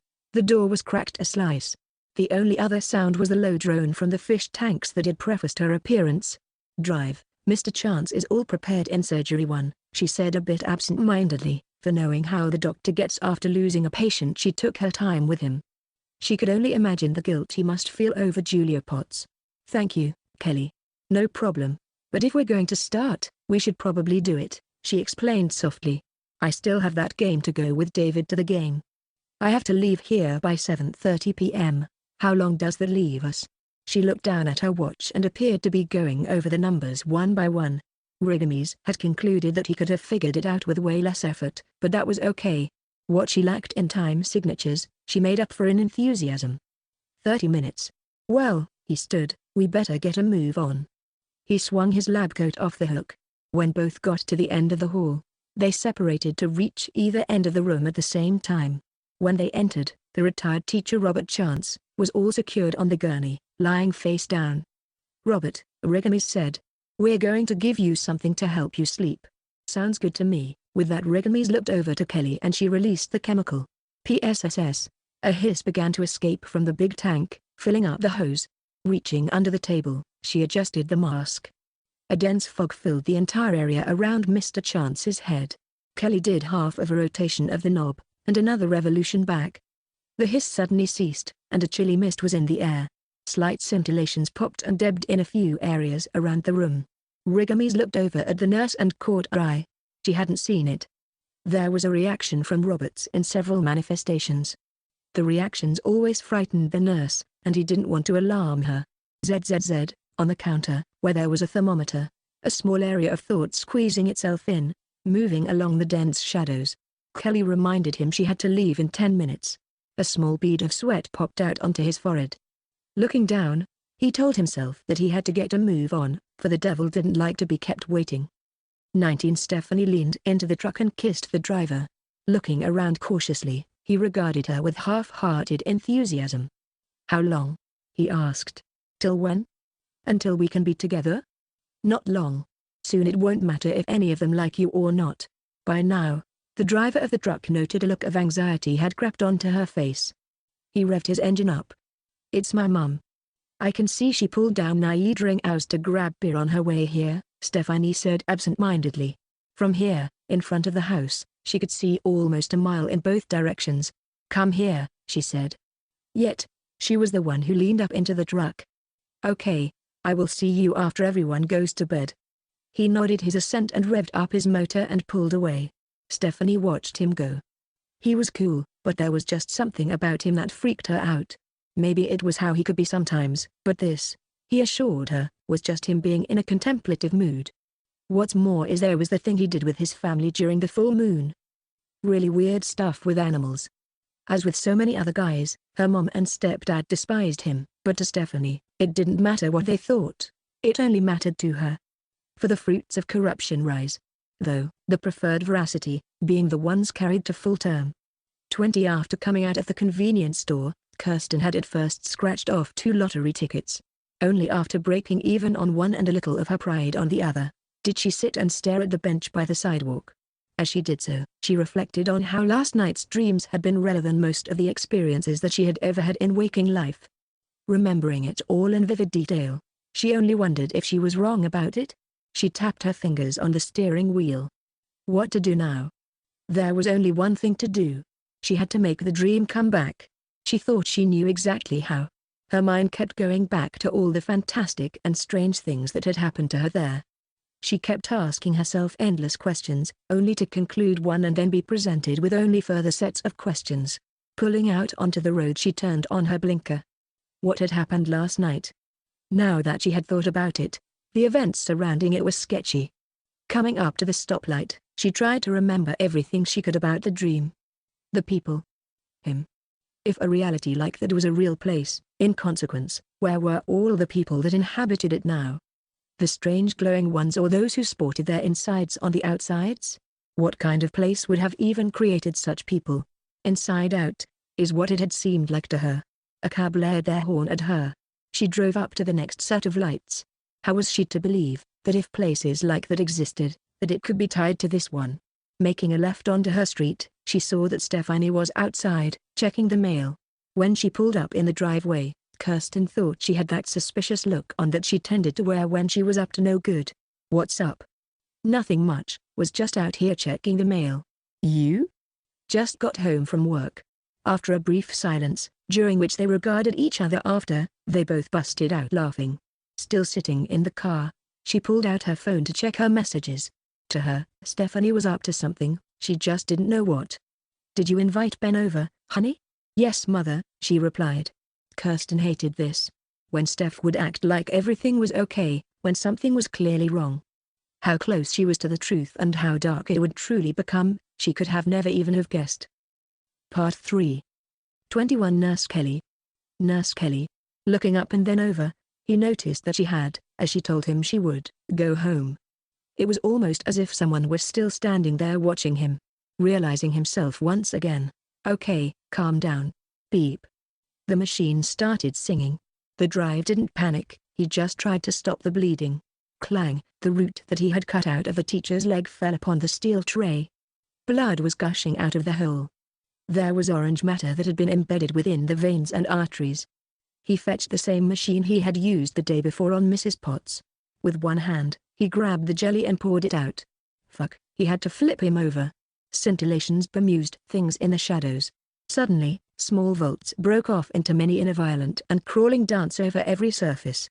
After flipping the patient over, Rigamis, with his gloved hand, put some of the gel onto his chest and then put the device to work. He hit it. ZZZ, the machine, and Robert lurched forward from the shock and sat upright. A buzzing sound sank beneath it all. Yet the beep continued. It had worked on the first try, but this wasn't the same Robert. This was an undead afterthought of Robert. Ah, it gulped. Rigamis dropped the handpieces to the device and stood back. Mr. Robert Chance was sitting up on the hospital bed. The ringing pulse seemed to be more insistent than before. This was the sound of death, and what followed it. The inside of his mouth and eye sockets were glowing blue, and those same scintillations danced within each. The shadows in the room stirred and a light furor sprang to manifest, so that any of the atoms contaminating within the dark, for one fleeting moment, switched positions, and when they switched back, Rigamis' head swam. As if he were in a fishbowl that's water was consciousness, and when the water came out and splashed back down, so did his reality. Crack.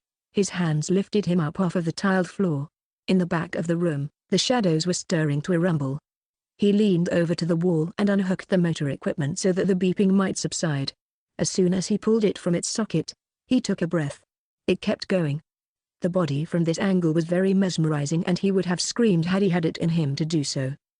The sound of the machine had stopped, and the sudden silence was deafening and shocking to Rigamis' already fragile mind. He sat there with his arms around his ears. There was a jolt that seemed to have gone through the entire house's foundations. The motion of it pitched him forward, almost on his face. He put out an arm on either side to steady himself. Crack. The sound had come from between his hands. A fissure traveled all the way across the floor. The powerful thrusts were enough to send the doctor sprawling. The fluttering that was going on within the shadows of the room was at an all-time frenzy. Live, came a disembodied voice. Rigamis had regained his balance, but still on his hands and knees he peered up. The sound hadn't come from the glowing corpse on the medical bed. No, it had come from that dark corner of the room. The gathering gloom drew the inky blackness to itself like a dress, and the negativity, its nakedness. Rigamis smiled at his own perceptions of it all. "What the hell is going on?" he asked. The blackness seemed to draw in upon the half-tones. "Duh?" He just kept smiling. Duh. This time, he realized it wasn't his own mind. The shadows were actually trying to speak. "Doctor." "Yes?" The shadow form stepped down off of the pedestal of existence and hobbled towards him. It seemed to stumble a bit, and it proved the fact when a few of the supplies flew from the counter. "You're dead," he said to the figure. The deceased patient was alert and looked to be alive. The blood had stopped altogether. The area around the man whined and popped with electrical currents. The returned thing on the table's eyes held a blind appearance. Milky white, with a yellow deep within. Rigamis. "Yes." Malevolently, the darkness directed the dead man like a marionette. Live. But you're dead?" "Live," again, the dead body spoke. There was a clamor as the instrument drawers began to shake. "You know me," it said from the man, but it was simultaneously coming from the dense shadows that were converged over in the corner. "You know me," it said again. "Yes, that's right, I do know you." As to who it was dawned on him, and recognition spread across his face. 22 The sun was on its way over the horizon when Ben got out of the car in front of Stephanie's house. As he walked up, he could hear a party coming from somewhere close by. When he went to knock on the door, Steph answered. After being let into the living room, she sat down on the couch. The chamber was dim and smelled like cinnamon. "Where's everyone at?" "Mom's in the kitchen and Dylan's still at work." "Damn, still?" he asked as he looked around the room, noting all. "Well, his practice is next door, on the other side of the street." "Oh, nice." "Is it?" she asked. "Yes." He went up and put his arms around her and they kissed. Boom. "What the fuck was that?" Ben asked as a vehicle went by, revving its engine up. "I don't know. The neighbor kid, I think," she said as she approached him to take his mind off it. "Kids, it's ready," Kirsten yelled into the living room from the kitchen. "Come on." Stephanie took him by the hand and leading him into the hallway. Going into the kitchen, Ben was met with many odors. It was spotless and Kirsten greeted him with the same pretty smile as before. About 30 minutes later, Ben was becoming lightheaded from the beers. Kirsten was drunk as well. Stephanie could see it in her actions and hear it in her voice. Kirsten had been telling a story when Ben had to ask several times if this man that she kept talking about was Rigamis or not. She assured him it surely was. Though, he had a suspicion that she wasn't being completely honest. "So, Ben, how long have you lived in Edwardsville?" "Oh, my whole life," he said distantly. Stephanie, seeing that this was making him uncomfortable, stood to go. "Okay Mom, we're going to my room to study." "Okay, that's fine. I'll just sit out here and drink alone I suppose." "Mom," Stephanie said. Taking her hand in her own she smiled. "It'll be fine. Things have a way of, working themselves out. Isn't that the truth? You two run along." After going through all the formalities Ben felt as if he could be sick. The room had been stifling. Having excused himself, he went to the same bathroom as before. Once inside and shutting the door behind himself, he kept going over in his mind why it seemed like Stephanie was acting so strangely. When before, he didn't know if it was different or not, because he wasn't used to being around her, but now that some time had gone by, he was privy to see little things in her behavior. Small misgivings here and there. She's been talking to Jenny a lot lately.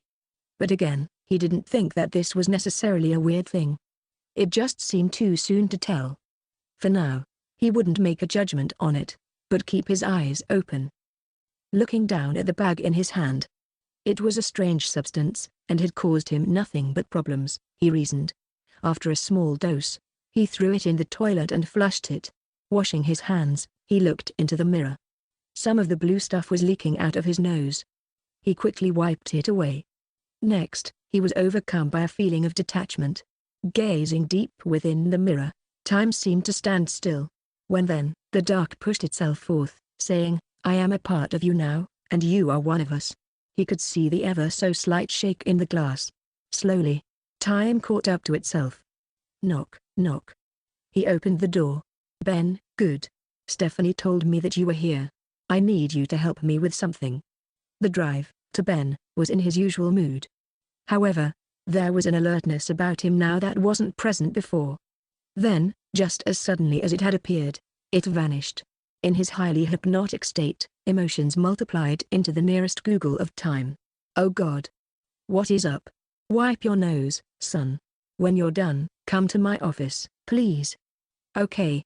5 long minutes later, Ben was knocking. It's open. The door creaked ajar. The creepiness he had felt the other night was clearly gone now. What replaced it was a warmer gloom, reminding him of hell. Rigamis was at his desk, a fire going on the modest hearth. Have a seat, son. Rigamis' dark aesthetic had the flickering reflection from the flames about him, making him appear like a devil. I know what you were doing. Drive. It's nothing. It's candy, basically. That's no candy that I've ever seen. Okay. So? I want to make a trade with you. What? A little trade of services. Oh, Doctor, I don't do anything weird. Huh? You're silly. Your mind is in the gutter. You look like you have a question. What is it? What did you mean by secrets the other night? Well, I meant exactly that. As soon as he finished his sentence, the air around the fire became glitchy and an aroma of dead roses followed. What was your question? What's this about? Ben, for your participation in a service, I will keep your little secret. He further emphasized the fact by sniffling, and cash. What's the service? Boom. Holy shit. What the fuck was that? Boom. Boom. The wall that was to the right of him pulsed as someone beat upon it. The question is, can you keep a secret? He shook his head up and down. Follow me, Rigami said. The doctor took him next door to his offices and ushered him inside. Soon Rigamis was asking him to have a seat. They were in a small room with just a couple of chairs. Rigamis turned on the television and adjusted what looked to Ben to be a DVR. An eerie light slowly blinked into the ominous dark room, seeming to pulse. In the frame that they watched there was a figure sitting there. It was breathing, big heavy breaths. What's this? He asked as the creature lifted its head. Now that he had a good look at it, the room was gloomier than he had previously thought, and beneath it all, crawling things could be discerned. The person in the chair was stirring, and before he could think about it, it was up and beating on the wall again. The clamor accompanied the transmission. Ben? The drive asked, and he just bobbed his head around in a delayed reaction. That person right there is the first successfully documented brain transplant survivor. Are you serious? Very much so, the doctor said as he sat down. And now I just need you to help me get rid of the other body. Only after some serious convincing did he give in to being an accomplice. The plan was to meet Rigamis outside of the office in 10 minutes. A few moments later, Ben, going into Stephanie's room, met her as she was coming out of the bathroom. Hey. I didn't know you were still here. Why wouldn't I be? No reason, silly. She embraced him, and told him that she was tired. He bade her farewell and ultimately returned to the doctor's office, and the two soon left. As Rigamis drove, he quit the ominous figure. Going far from town, they found a little out-of-the-way spot where the doctor swore he had family. Ben hadn't even noticed it was a full moon until now. Once arrived, they turned off the lights and soon their collected eyes had adjusted to the gloom, and under that same moon, the two men went about the task of consecrating the corpse of Julia with that of Earth. 23 In a unique set of circumstances, does our story go from there? One part is about someone lost, and the other is about someone found. Kirsten, after she waited on Dylan until the wee hours of the morning, pounced upon him when he had arrived, surprising him with her fervor. Honey, I've been waiting for you. Sweetheart. I need to take a shower. No, don't. But I insist. I'm disgusting. What have you been doing? Robbing graves? How did you guess? That's what you smell like. She put her arms around him.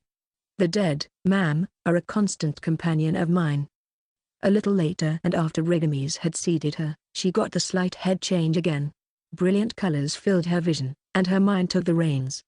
Everything was so much more vivid with this eye, she thought. After gazing upon the creatures of this strange world, she searched for the one she had chosen to be her guide. 24 Here he walks. Ever since the first day that he found it, he has come here. Walking through the front door in his incorporate form. He wondered many times had he done this? He had lost count long ago. One thing was for certain. This was Alice, his wife. However, she has since remarried, and the kids had either grown up or were currently just about there. Yet, in this reality, Walter gazed upon the twisted nature of the diorama that is no longer shrouded to the dead man. Here he was, in the bedroom with her all over again, sharing intimate moments. The last time he was here had been many cycles. He had been thinking about the living woman that he had known. Her name was Kirsten. She was something he had never encountered before, such as the will to take his attention away from all this perpetual existence and reminders of death. Melancholia. Walter thought Alice was beautiful like this, deep in contemplation. She always seemed to be only half satisfied with everything. That reminded him of Kirsten's smile. She had been fulfilled and refreshed by his spirit. Her filaments that could entrance. Those long skin ribbons. That's how she would bewitch. He was sure of it. Walter regarded his wife. What did she think this would accomplish? Make everything better? She sat on the end of the bed crying, going through a fit of uncontrollable sobs. The bullets were in each chamber. She put the .357 Magnum tip to her temple and Walter looked away at the last possible moment. He was sure that he saw her there, in the brains that shot right out of her head before she passed into the brightening and out of the inside out. It took Alice a good hour to die. For, in her haste, she had misjudged her angle and it went a little wide. As soon as she wasn't breathing, Walter laid his eyes on his wife for the first time since he had died. Though, nevertheless, when she saw him, she coalesced in terror and evaporated into the beyond. 25 Ben, on his way home, had stopped by the pet shop to pick up Natasha's dinner. He wondered why Jenny just didn't come to get the damned stuff herself. Once he reached the apartment, he would feed the snake and hopefully get a good night's rest. Here you go, girl, he said as he dumped the bag into a small door on the aquarium's lid. Come and get it. The Burmese python came slithering out. Making sure that the lid was secured, he turned to go. Shutting the door behind himself, he suddenly became conscious of woman's perfume. Not knowing where the scent was coming from, he almost ran directly into Jenny. Where are you trying to get off to? She said. Her new haircut was different, but he liked it. Short and black with a few sharp pieces that came down further than the rest. Her makeup and other adornments worked in concert with each other. The huntress of the field. A modern-day Diana in appearance, or whore of Babylon. She more resembled a cleaned-up version of the latter. You ready to smoke? She asked him. Oh Lord, he thought to himself. Soon and they were sitting on the couch together. She seemed to question him the whole time. It had to be an interrogation for Stephanie's benefit. And so, have you heard about what Rigamis had done? No, what happened? Well, he used to be a popular doctor. He was even in a couple of magazines. Then, around the time that I started, he had gotten into some trouble. What happened? He got caught with, I forget exactly, but I think a heart, or brain, or something. Is that right? She readjusted herself from where she was lying on the couch. Ben could see straight down her shirt as she did so. She looked up just in time to glimpse him checking her out. Well, shit. Natasha's fed. Yep, so I'm going to hit the hay, he said as he was backed up all the way to his bedroom. You're so weird sometimes, she said. Jot wasn't long before he was getting into bed to take flight among the court of wandering souls. 26 When he realized that he was running along the beach, he tried to remember the name of it, but nothing came to mind. Just that it was long. Here he was, jogging on it now, right past some old houses that were along the way. And here was Acid Bridge. It's the scene from where those teenagers had taken some LSD and had gotten caught in the vehicle while it was on fire. It had burned over the course of an hour. Now, he wondered if he ran fast enough, could he just keep running to the top of the sky? He was going to try it. He was off. When he got to the end, he could see it perfectly, so he stepped upon the barely visible steps, and before he knew it, he was going at such a speed that he wasn't sure that he could stop. When he got to the rise, he just lifted and let his momentum do the rest of the work. He went up and up and up, flying like the Watchers. Gaining the zenith, Ben knew that if he went back down, he might not be able to control his fall. He came face to face with one of the languishing clouds. Scrambling for a hold, his hands sought purchase. Floundering, he slid backwards away from safety. Right as he was giving up hope, the odds had finally turned in his favor. Ben? Yeah? How did you get into my dream? There was a shadow form, and Stephanie feigned to disappear within. Right then he saw the truck go by. He wouldn't be able to catch up with it now though. The scene bubbles from the heat and clicks twice. They are back in bed. So, what was I saying? Something about drugs? Looking surprised, she said, I know nothing about drugs. Drugs. Drugs. They were still laying down. The sheets were stained red, both on the surface and within their ebb and stitch. He forgot about it all. Stephanie was kissing his chest. To his belly button. Her lips' unmistakable touch was a recipe in complete submission. She started going down on him, and before long, his enthusiastic fervor climbed to new bounds. Next, he saw himself as the naive fool. Hey, you fuck. The subconscious him and normal him gazed upon each other, and in the next moment he was waking up in his bedroom, and that wasn't Stephanie. It was Jenny.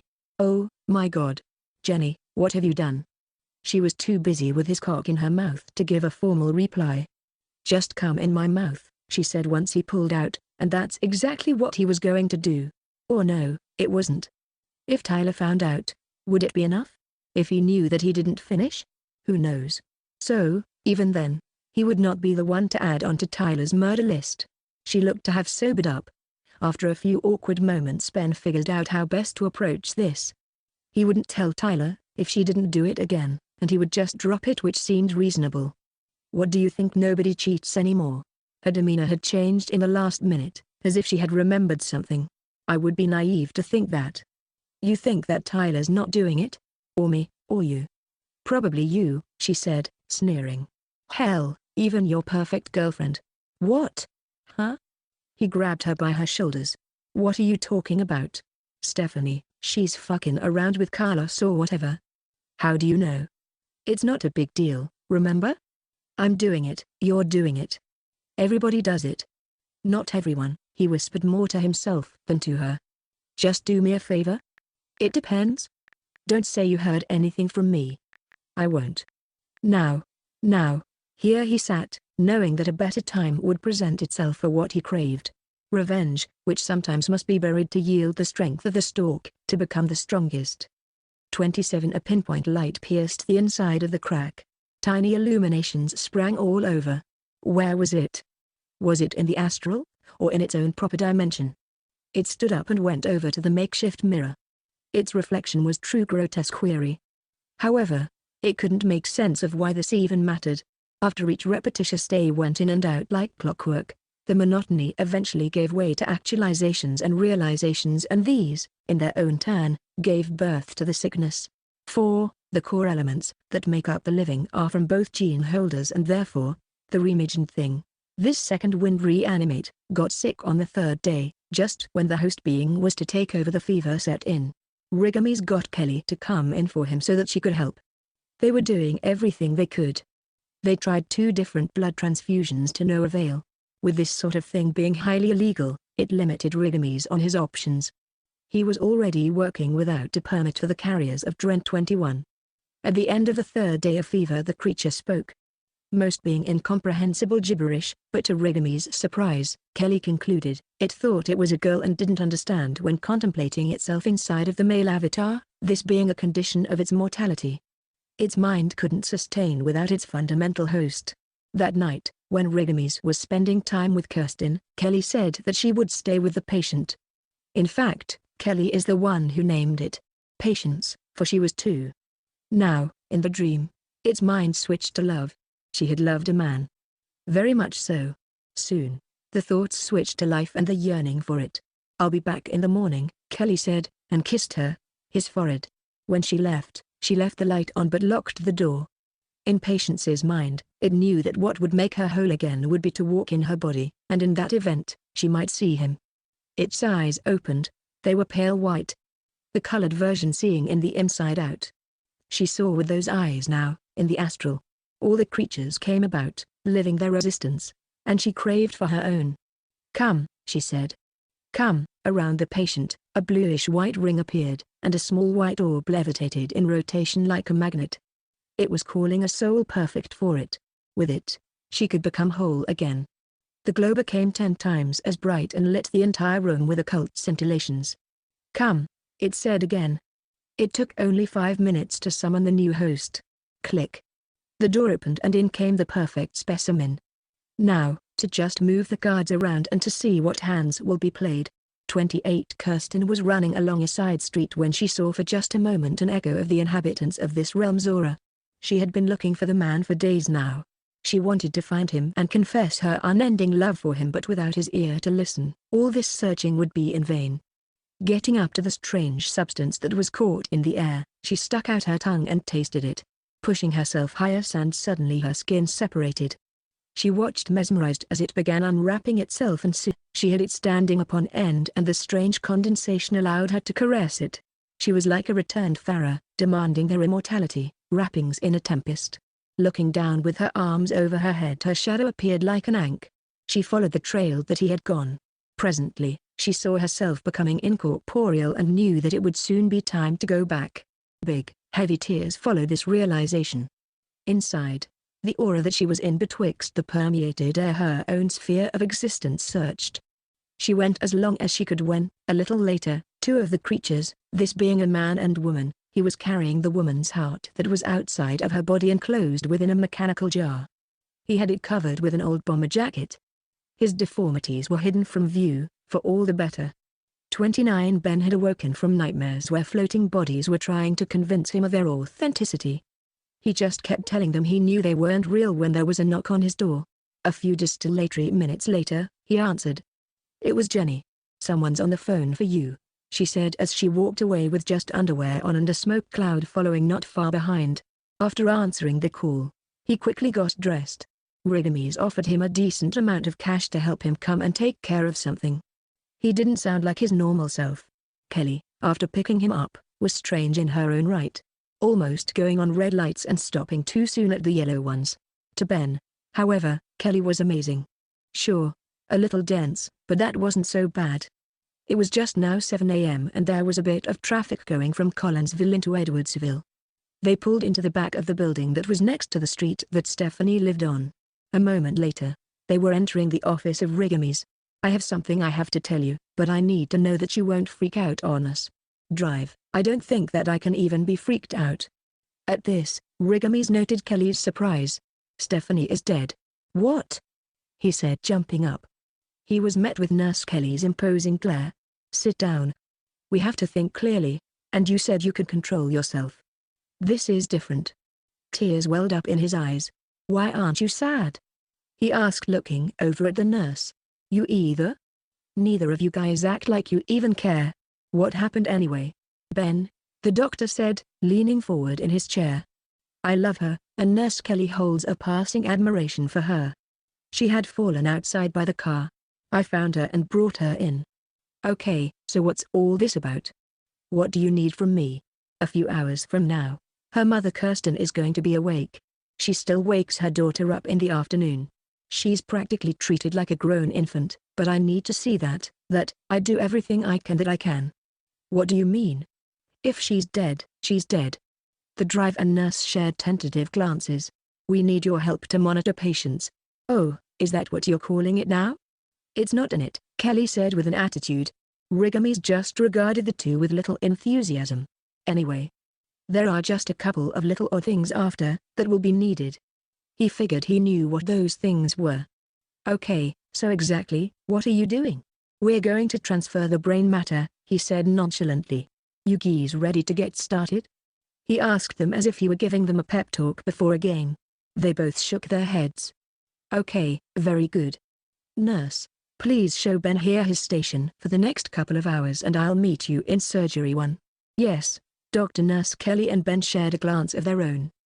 30 When she appeared that night, she could tell that he had been traveling this way. Kirsten was coming up onto a cul-de-sac.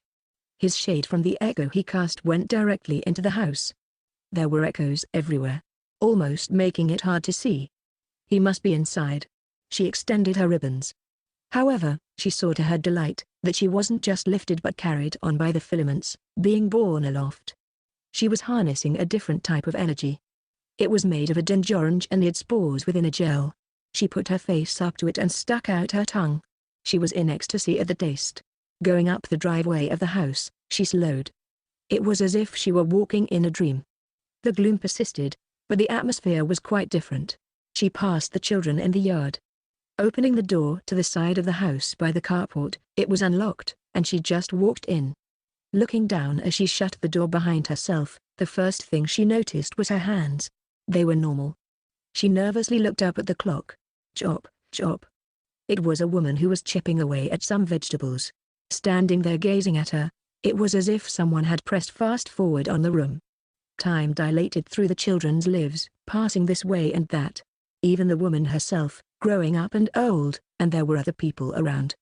Never really catching a face, the ether manifested bas-reliefs of their likeness and impressions for her to glean. Her heart felt as if it had skipped a beat. It was him, the man. She saw him now, in the dining room. He was conducting some sort of business and seemed to have a terrible attitude about himself. He was very intense. In one flash, she would hear the entire conversation of some long-ago argument, and then another dramatic interlude would play out. All the events happening at once. Photos in frames and all of it, participants in this sphere of existence. His name was Walter, she surmised from the bits and pieces of conversation she was receiving. She loved it. Now, the man was getting some dreadful news, something about a family member. She went over and put her hand on his shoulder. He ever so slightly looked up at her. Nonetheless, he couldn't see her. This being time dilation in this place. The physical law of mathematics is different on this side than any of theirs. There was, she saw now, a negative mass beneath the photons. Its bottom half was like a shadow, guiding her forth. The light from the window dimmed its eternal radiance through the days, years, months, seemingly all at once. Going through the hall, she had to get out of the way of two dangerous forms of spectre, and the pale forms in between. In the room off the bathroom is where Walter was drinking straight from the bottle and having long fits of sleeping. At the thought of him being another's possession, her heart sank even heavier with a hollowing stab. Up through her abdomen to her chest, just beneath her collarbones. Then, stepping back out into the hall, Kirsten went to the room that was opposite from where this one was in the gallery. Here she was, his wife. Her name flashed in front of her face. Reaching up, she grabbed it. Alice. She was instantly on the same side that she had just been on. All time was going through this woman's life. Here she was, watching the kids growing older. Now, she was returning from a trip, but soon she and Walter were on a different bed, and it moved to where it was now. The ever-consummate voyeur in Kirsten instantly reaching down to her sex. Then, she saw the woman was in the same bed as him, though with a different man. Next, she received news that they found her husband dead. Killed by a plain serial killer that was still at large. This was 10 years ago now. Apparently, he had the creeping cold, and having survived its mutagens, his body had, like an oven, fostered and boiled the effect until it had delivered him into the hands of a murderer. Walter, not understanding nor working the manifestations that lurked beneath his flesh, had succumbed. Dren 21, the magnetic munning disease come to be called. She didn't herself completely understand it, but she knew that for one, with the blood of this disease one could somehow against nature, manipulate reality. Manifesting what one so desired. And then, as if everything that had been on the loop just tripped up. The woman had remarried and, for a reason that wasn't revealed to Kirsten, she had, amid a volley of tears, put an end to her life. Quickly, she was ushered out the front door, where she saw a trail that went to the street where Walter was standing, facing in the opposite direction. Part 4. 31 I'll be back in a bit, Nurse Kelly said to Ben. He watched her as she walked away. Man, he thought, if he could get into those scrubs of hers. He was in a small waiting room. There was a couch on the far side with a TV suspended from the wall. In the far corner, large magazine racks were on either end. No windows adorned the room, and it smelled like disinfectant. Though, just beneath that, burning wires or plastic. For a moment, Ben was thinking about watching the television. He figured he would be babysitting for a while. He should have asked how long it would be. Maybe 2 hours. That's how long his Aunt Nancy's surgery was. He just sat in the chair and thought about what he should do next. There was a magazine on the table. Picking it up, he heard shuffling out in the hall. Had the nurse returned? He didn't even know which room Patience was in, but if the nurse was out of the surgery room, he wanted to ask her how long it would take. Getting up and going around the corner, he was pretty sure that there were patient rooms this way. As soon as he did so, the first thing he noticed was the smoke. That's when he saw it. It was an old man yet had the strength of many more. He had his hands around Ben's throat and his eyes seemed to look straight through him. "Are you ready to see?" he asked. With his windpipe being caught, he could only nod his head, numb to the pain. For there wasn't as much discomfort as he would have imagined. Nevertheless, he felt the air leave him and he kept swinging at the creature. Right before he lost consciousness, he felt his body tingling intensely and he wondered why the man was naked. Did he not know that he should be ashamed? Instantly, he was transported to another place, and it seemed time. At first, light scintillations were all that he could see. They danced about and then he saw how many it would become and then they granted him passage, going with him as he was traveling, to the inside out. He saw a white orb about the size of a goal in front of him. It was in a marvelous rotation.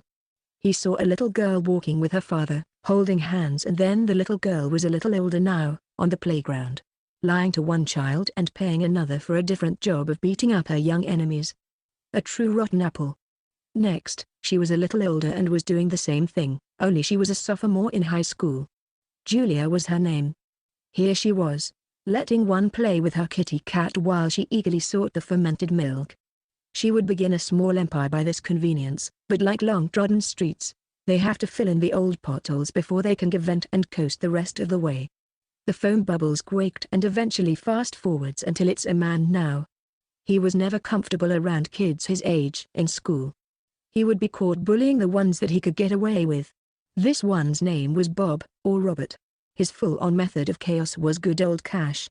Then, here he was trying to get into the pants of a maid. His wife had seen it and he willed her to sleep and sleep she did. Now, the woman was with her husband. This same man she hated so bad that in the vision he was a blood-red hue. Suddenly the film clicked off the slide and came back into view as she was denied, so she turned to playing the victim towards her own ends. Soon, she was getting her revenge on the deniers. The man unknowingly came around the corner inside a massive theater, and the hired henchman she had coerced into doing the deed, had met him head-on. The visions confused him until he began seeing as ordered.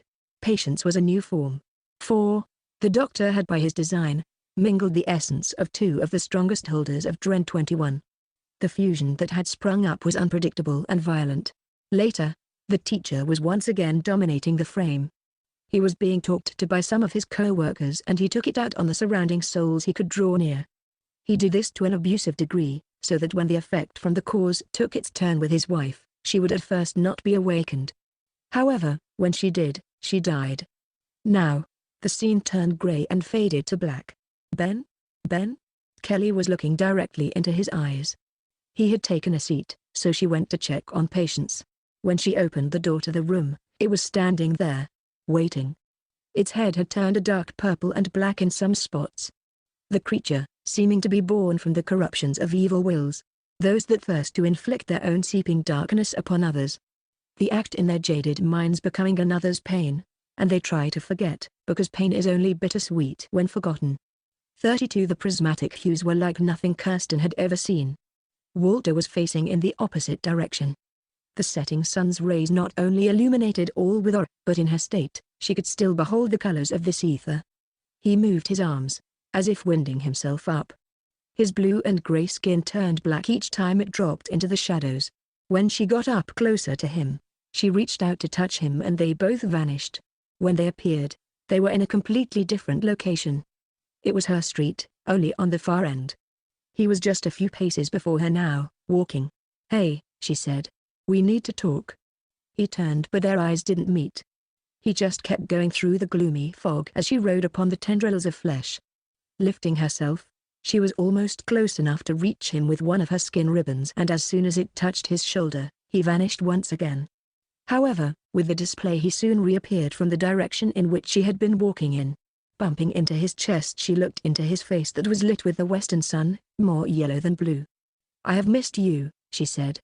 Without looking away from the sun he said, "Miss me not, for the wretched from which I belong, and the dead that I truly am." "What do you mean?" she asked as she looked at him, mortified. "You're dead? That's not true." When she finished, she peered into his preternatural glowing eyes. They lit with the glow of 10 cigarettes in the dark, even though it was just now a vivid periwinkle on the eastern side of the sky. A blood-red sickle, orange on the other. Realizing that he may be correct about the dejected state he was in, she wondered if it was something that she could look past, considering that death seemed no more final here than birth did in this existence. She considered him with compassion. His eyes glowed a pale white, and for just a moment he almost appeared to be mesmerized again. His entire makeup seemed more anthropomorphic than machinery. "I love you," she said, approaching him. "Walter, I feel for you as I have never felt for anyone before. Can't you see what I truly am? A rotten shadow that even death couldn't hold down. For my corruption runs deep into my veins." To prove the fact, all the bones within his body glowed for one hideous moment. An X-ray blink on and then off again. This caused the emanation of himself to pulse, like did his eyes.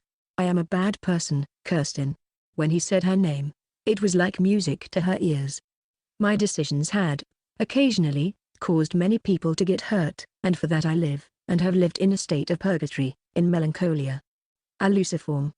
You have lived, what? As an eternal, undead thing. Each day a question of what's become of me. At night, I dwell with spiders of an unearthly lot and snakes. Snakes that you would never believe existed had they not been feeding. And if I, perchance upon a mirror, I'm cursed with my reflection staring back at me." He said all of this without looking away. "And what about me? What about you? Am I good, or bad? You fall upon the good side." She tried to get closer, and, for a moment, he let the gesture pass, allowing her to stand close to him. She put her palm up to his face. He just kept looking forward, mechanically. The border of the frame slowly backs out further and further and further, and backs out further and further and faster until at last, human eyes cannot grasp the speeds of this mighty perception. Relativity is released, thus outrunning human thought. 33 Ben was still in the chair when they found him. Kelly had come and fetched patience, and the spell had lost its effect. Though now, as he sat in the chair, he quickly realized that yes, he was experiencing sleep paralysis. He just sat there with his eyes wide open, looking straight ahead in the chair. Suddenly, he realized that he could still move his eyes back and forth. He stared at the clock.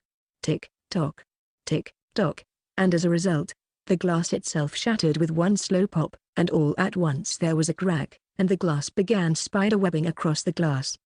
It made the contents that were within spill out onto the chair.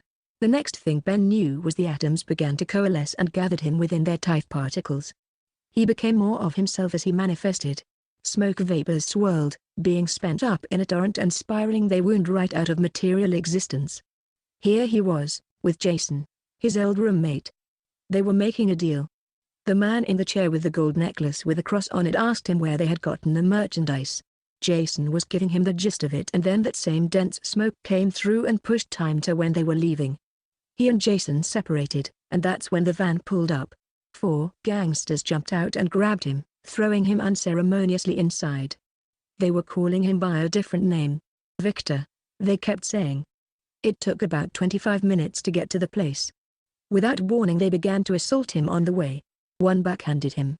When he put up protest, that's when the man in the passenger seat hit him, and on the other side the youngest there punched him in the face and soon after to the back of the head, and again as another one put him into a chokehold and next, switched to strangulation. This third guy would have killed him just to outdo his buddy, but he simply didn't have the strength. Then, they went through the line at a fast food place. That took 15 minutes. They continued calling him Victor, and once they got there, they told him that when they came out to get him, they were going to take him inside and kill him. That was the longest 20 minutes of his life. When they came out to get him, the street was deserted. Taking him into the house, he was even more terrified. Leading him into a small back room they left him. Soon though, 2 of them returned. After taking a handful of Ben's hair, the other one started recording with a cell phone. This same one pointed his gun at him. "Hold on man," the one opposite said. "Let me fucking move." As he pointed the gun at Ben, a smoke-like vapor appeared. The same phantoms were spinning to manifest, popping in along the floor. The gangster moved out of the other one's crossfire. "What the fuck?" the first one asked. Small tendrils swirled up and around the shotgun, and from there the strange mist spiraled around directly into both of their nostrils simultaneously. Ben felt warm, and his ears started to ache, and one fleeting moment, he began to sink within himself. As Ben was on his own cycle, the negative one blessed him by the fusion he wrought and the glowing light he wielded. For just by willing it, Ben, being a natural carrier of the mutagen, garnered the ability to self-replicate his wishes. The only other one as able as the effect itself was this other. The coiling mass was breaching the barrier between that of the conscious, pulling itself inside out through, from one dimension into this one. The being now fully realized had at first opened its godlike eyes with their heaviness of infinity upon them, not a concept easily grasped by men. The Luciform grabbed the gangster with the gun, and Ben still doesn't understand it, but seemingly it had taken possession of the weapon, and then of the criminal's mind, and made each shot like that of many. After shooting the man in the face 6 times in succession, he reached over and strangled the second one. However, as the criminal was seeing stars, he dropped a butterfly knife out of his hand. The Guardian magnetically pulled it to himself, then cut him from groin to sternum. Blood went everywhere in a spray, but backward, and before Ben knew it, he was manifesting into his own bedroom, at his parents' house. Honestly, he could barely remember any of it except the smell of burning, like in the waiting room. If he told anyone, they would more than likely make fun of him and laugh. He knew he was likely to never speak of it again, and now he truly understood the value of a human life. Seeing how his end would have affected those around him to such a degree, as he levitated there, held in the suspended animation of sleep paralysis, he saw. He could truly see now. Ben decided he would never take those moments for granted ever again. Honk. There was a vehicle being honked. 34. Hey, well, that's my ride. Tate Joseph, coming back to himself, reacted with a start and almost fell out of the chair he had been leaning in. No, no, no. You can't, my friend. Will you tell us what happened next? The rest of the story? Well, the surgery went fine. Just the creature patients almost died again, and when Stephanie's mum came looking for her, she found her on the front step. Surprisingly, no questions were ever asked. Is that so? Yeah, her mom was so happy to see her now oldest daughter was home and with her. Though, she was in a coma or dream state at first. The drive put her in a wheelchair, and a few weeks later, she got better, showing even more signs of improvement. Well, that was yesterday, Ben said. Hey, you got to call us back this week. Right, buddy? The honking began again. He promised that he would better to go for now. Tate looked through the booth's glass. Nikki was pointing at the computer, shrugging her shoulders. Hey, Ben? Yeah, Tate saw his producer suddenly give 2 thumbs up. This meant that the address had been scanned into the system. The phone went off the hook, and all that was left was the sound of white noise, and on the other end just a rush of air sounding as if a heavy door was opening and then closing again. A recording took over the airwaves to give Tate a moment to breathe. He just sat back and looked at Nikki. Though, it wasn't just the 3 of them in here now. Now it was 10 or 12 onlookers. Producers, boyfriends and girlfriends and extras who just were. Tate got up and went into the adjoining room and asked the engineer how good they did. She said that she would have an address for him anywhere from 20 to 48 hours from then. Tate, figuring, what was 48 hours compared to eternity, called it a night. After saying all the evening's farewells, he took off down the steps. As he drove home, he thought about the story and how he could tie it in with his own. If everything went according to plan, in just about a year, he would release his book and possibly a DVD. Now, when he gets the address where this doctor lives, Tate could go and, who knows, maybe do an interview or something. If he could talk to this Rigamis, that story alone could catapult his career beyond its current scope. Then, if he could get him and Eli's movie project up and running, his life would be nearly complete. After returning home a little over an hour later, Tate went inside and passed out shortly thereafter, awakening later by the sound of a woman crying. He looked for where it was coming from. Tonight, like it had several previously in a row, it appeared in physical form. Each time, the glowing manifestation would show itself. It was screaming out in agony, crying and saying that their time apart was to come to an end. Though, like the agnostic, Tate wouldn't believe it until a critical eye revealed itself to be a found truth. 35 Kelly had been waiting on Ben for about 5 minutes. It honestly wasn't very long, but when she wanted to get a move on, then that's what she expected. She and Ben, throughout the last few weeks, had been developing feelings for each other. She looked up and regarded the full moon. As the yellow rays made the shadows boil with intent, she honked the horn once again. There he came out the front door now. She turned the lights on. As he crossed the street onto her side was when he had gotten run over. There was a big grey truck on the other side of the road, as if waiting for the perfect moment, and with it being so dark and all, he never even saw it coming. Clump, bump. No. The vehicle kept on going, revving up their engine the whole time as it went by. Just as fate can deliver or destroy by its own judgment, the truck, after passing Nurse Kelly, ran into a light pole, and under curious circumstances, another car ran into that. Unfortunately, the last one in line was a semi, full of kerosene. 2 people jumped out. One from the truck's passenger side. It was a pregnant woman that looked to be, besides a little shook up and mentally unstable, fine. The other was the driver of the diesel, barely escaping with his life before the vehicle being ignited by a cigarette of the driver of the grey truck, spilled gas everywhere and subsequently exploded. Boom. A small mushroom cloud formed and quickly evaporated into the night sky. Kelly had already returned Ben's broken body to her own vehicle and was leaving to find the doctor to help. Slight scintillations echoed all across the pavement, marking the trail where Ben had been. 36 Stephanie sat in the chair that her mother had custom made for her. Someone was knocking at the front door, which stole her stepfather's attention. Mother came into the room and walked around, messing with odds and ends. She seemed nervous. Walking over to Stephanie, she grabbed her hand and gently put it onto the ever so slight bump that was growing there. She would do this to relax herself lately. To Stephanie, she glowed with a truly radiant light now. Oh Lord, someone else was knocking. Typically, she wouldn't take visitors. Well, if you insist, her mother said from the other foyer. When she at first laid eyes on the guest, she thought that he looked familiar. Stephanie, you have a visitor. Her horrible disfigurement didn't seem to frighten him in the least, and in a flash of epiphany, she said, "Date, you found me." The end. 459 Pushing Daisies. One need not be a chamber to be haunted. Emily Dickinson. It was well into August by the time that she noticed the rose bushes breaking ground. The bloodroot perfectly complemented the morning glories and baby's breadths that adorned the back row of the garden. Most of the lot was only interned after last year's late frost. Dawn's abattoir diffused as the early morning shadows withdrew into themselves. Radiations of yellow light spilled upon the standing blooms of its namesake, then traveling along the crawling ivy that ascended only just this season. From here, in the safety of her car, she could see a spider's web caught upon the greenery. The sun's rays evaporated the last traces of dew, drawing the liquid in. The unified scene stood in stark contrast to the ditch that ran down the entire edge of the property. Peering at the clock, she let out a gasp. 4. She was supposed to be at work and had lost track of time. 20 minutes had seemingly vanished. She began to panic. Though, doing the math in her head, realized that if she left now, she would make it in time.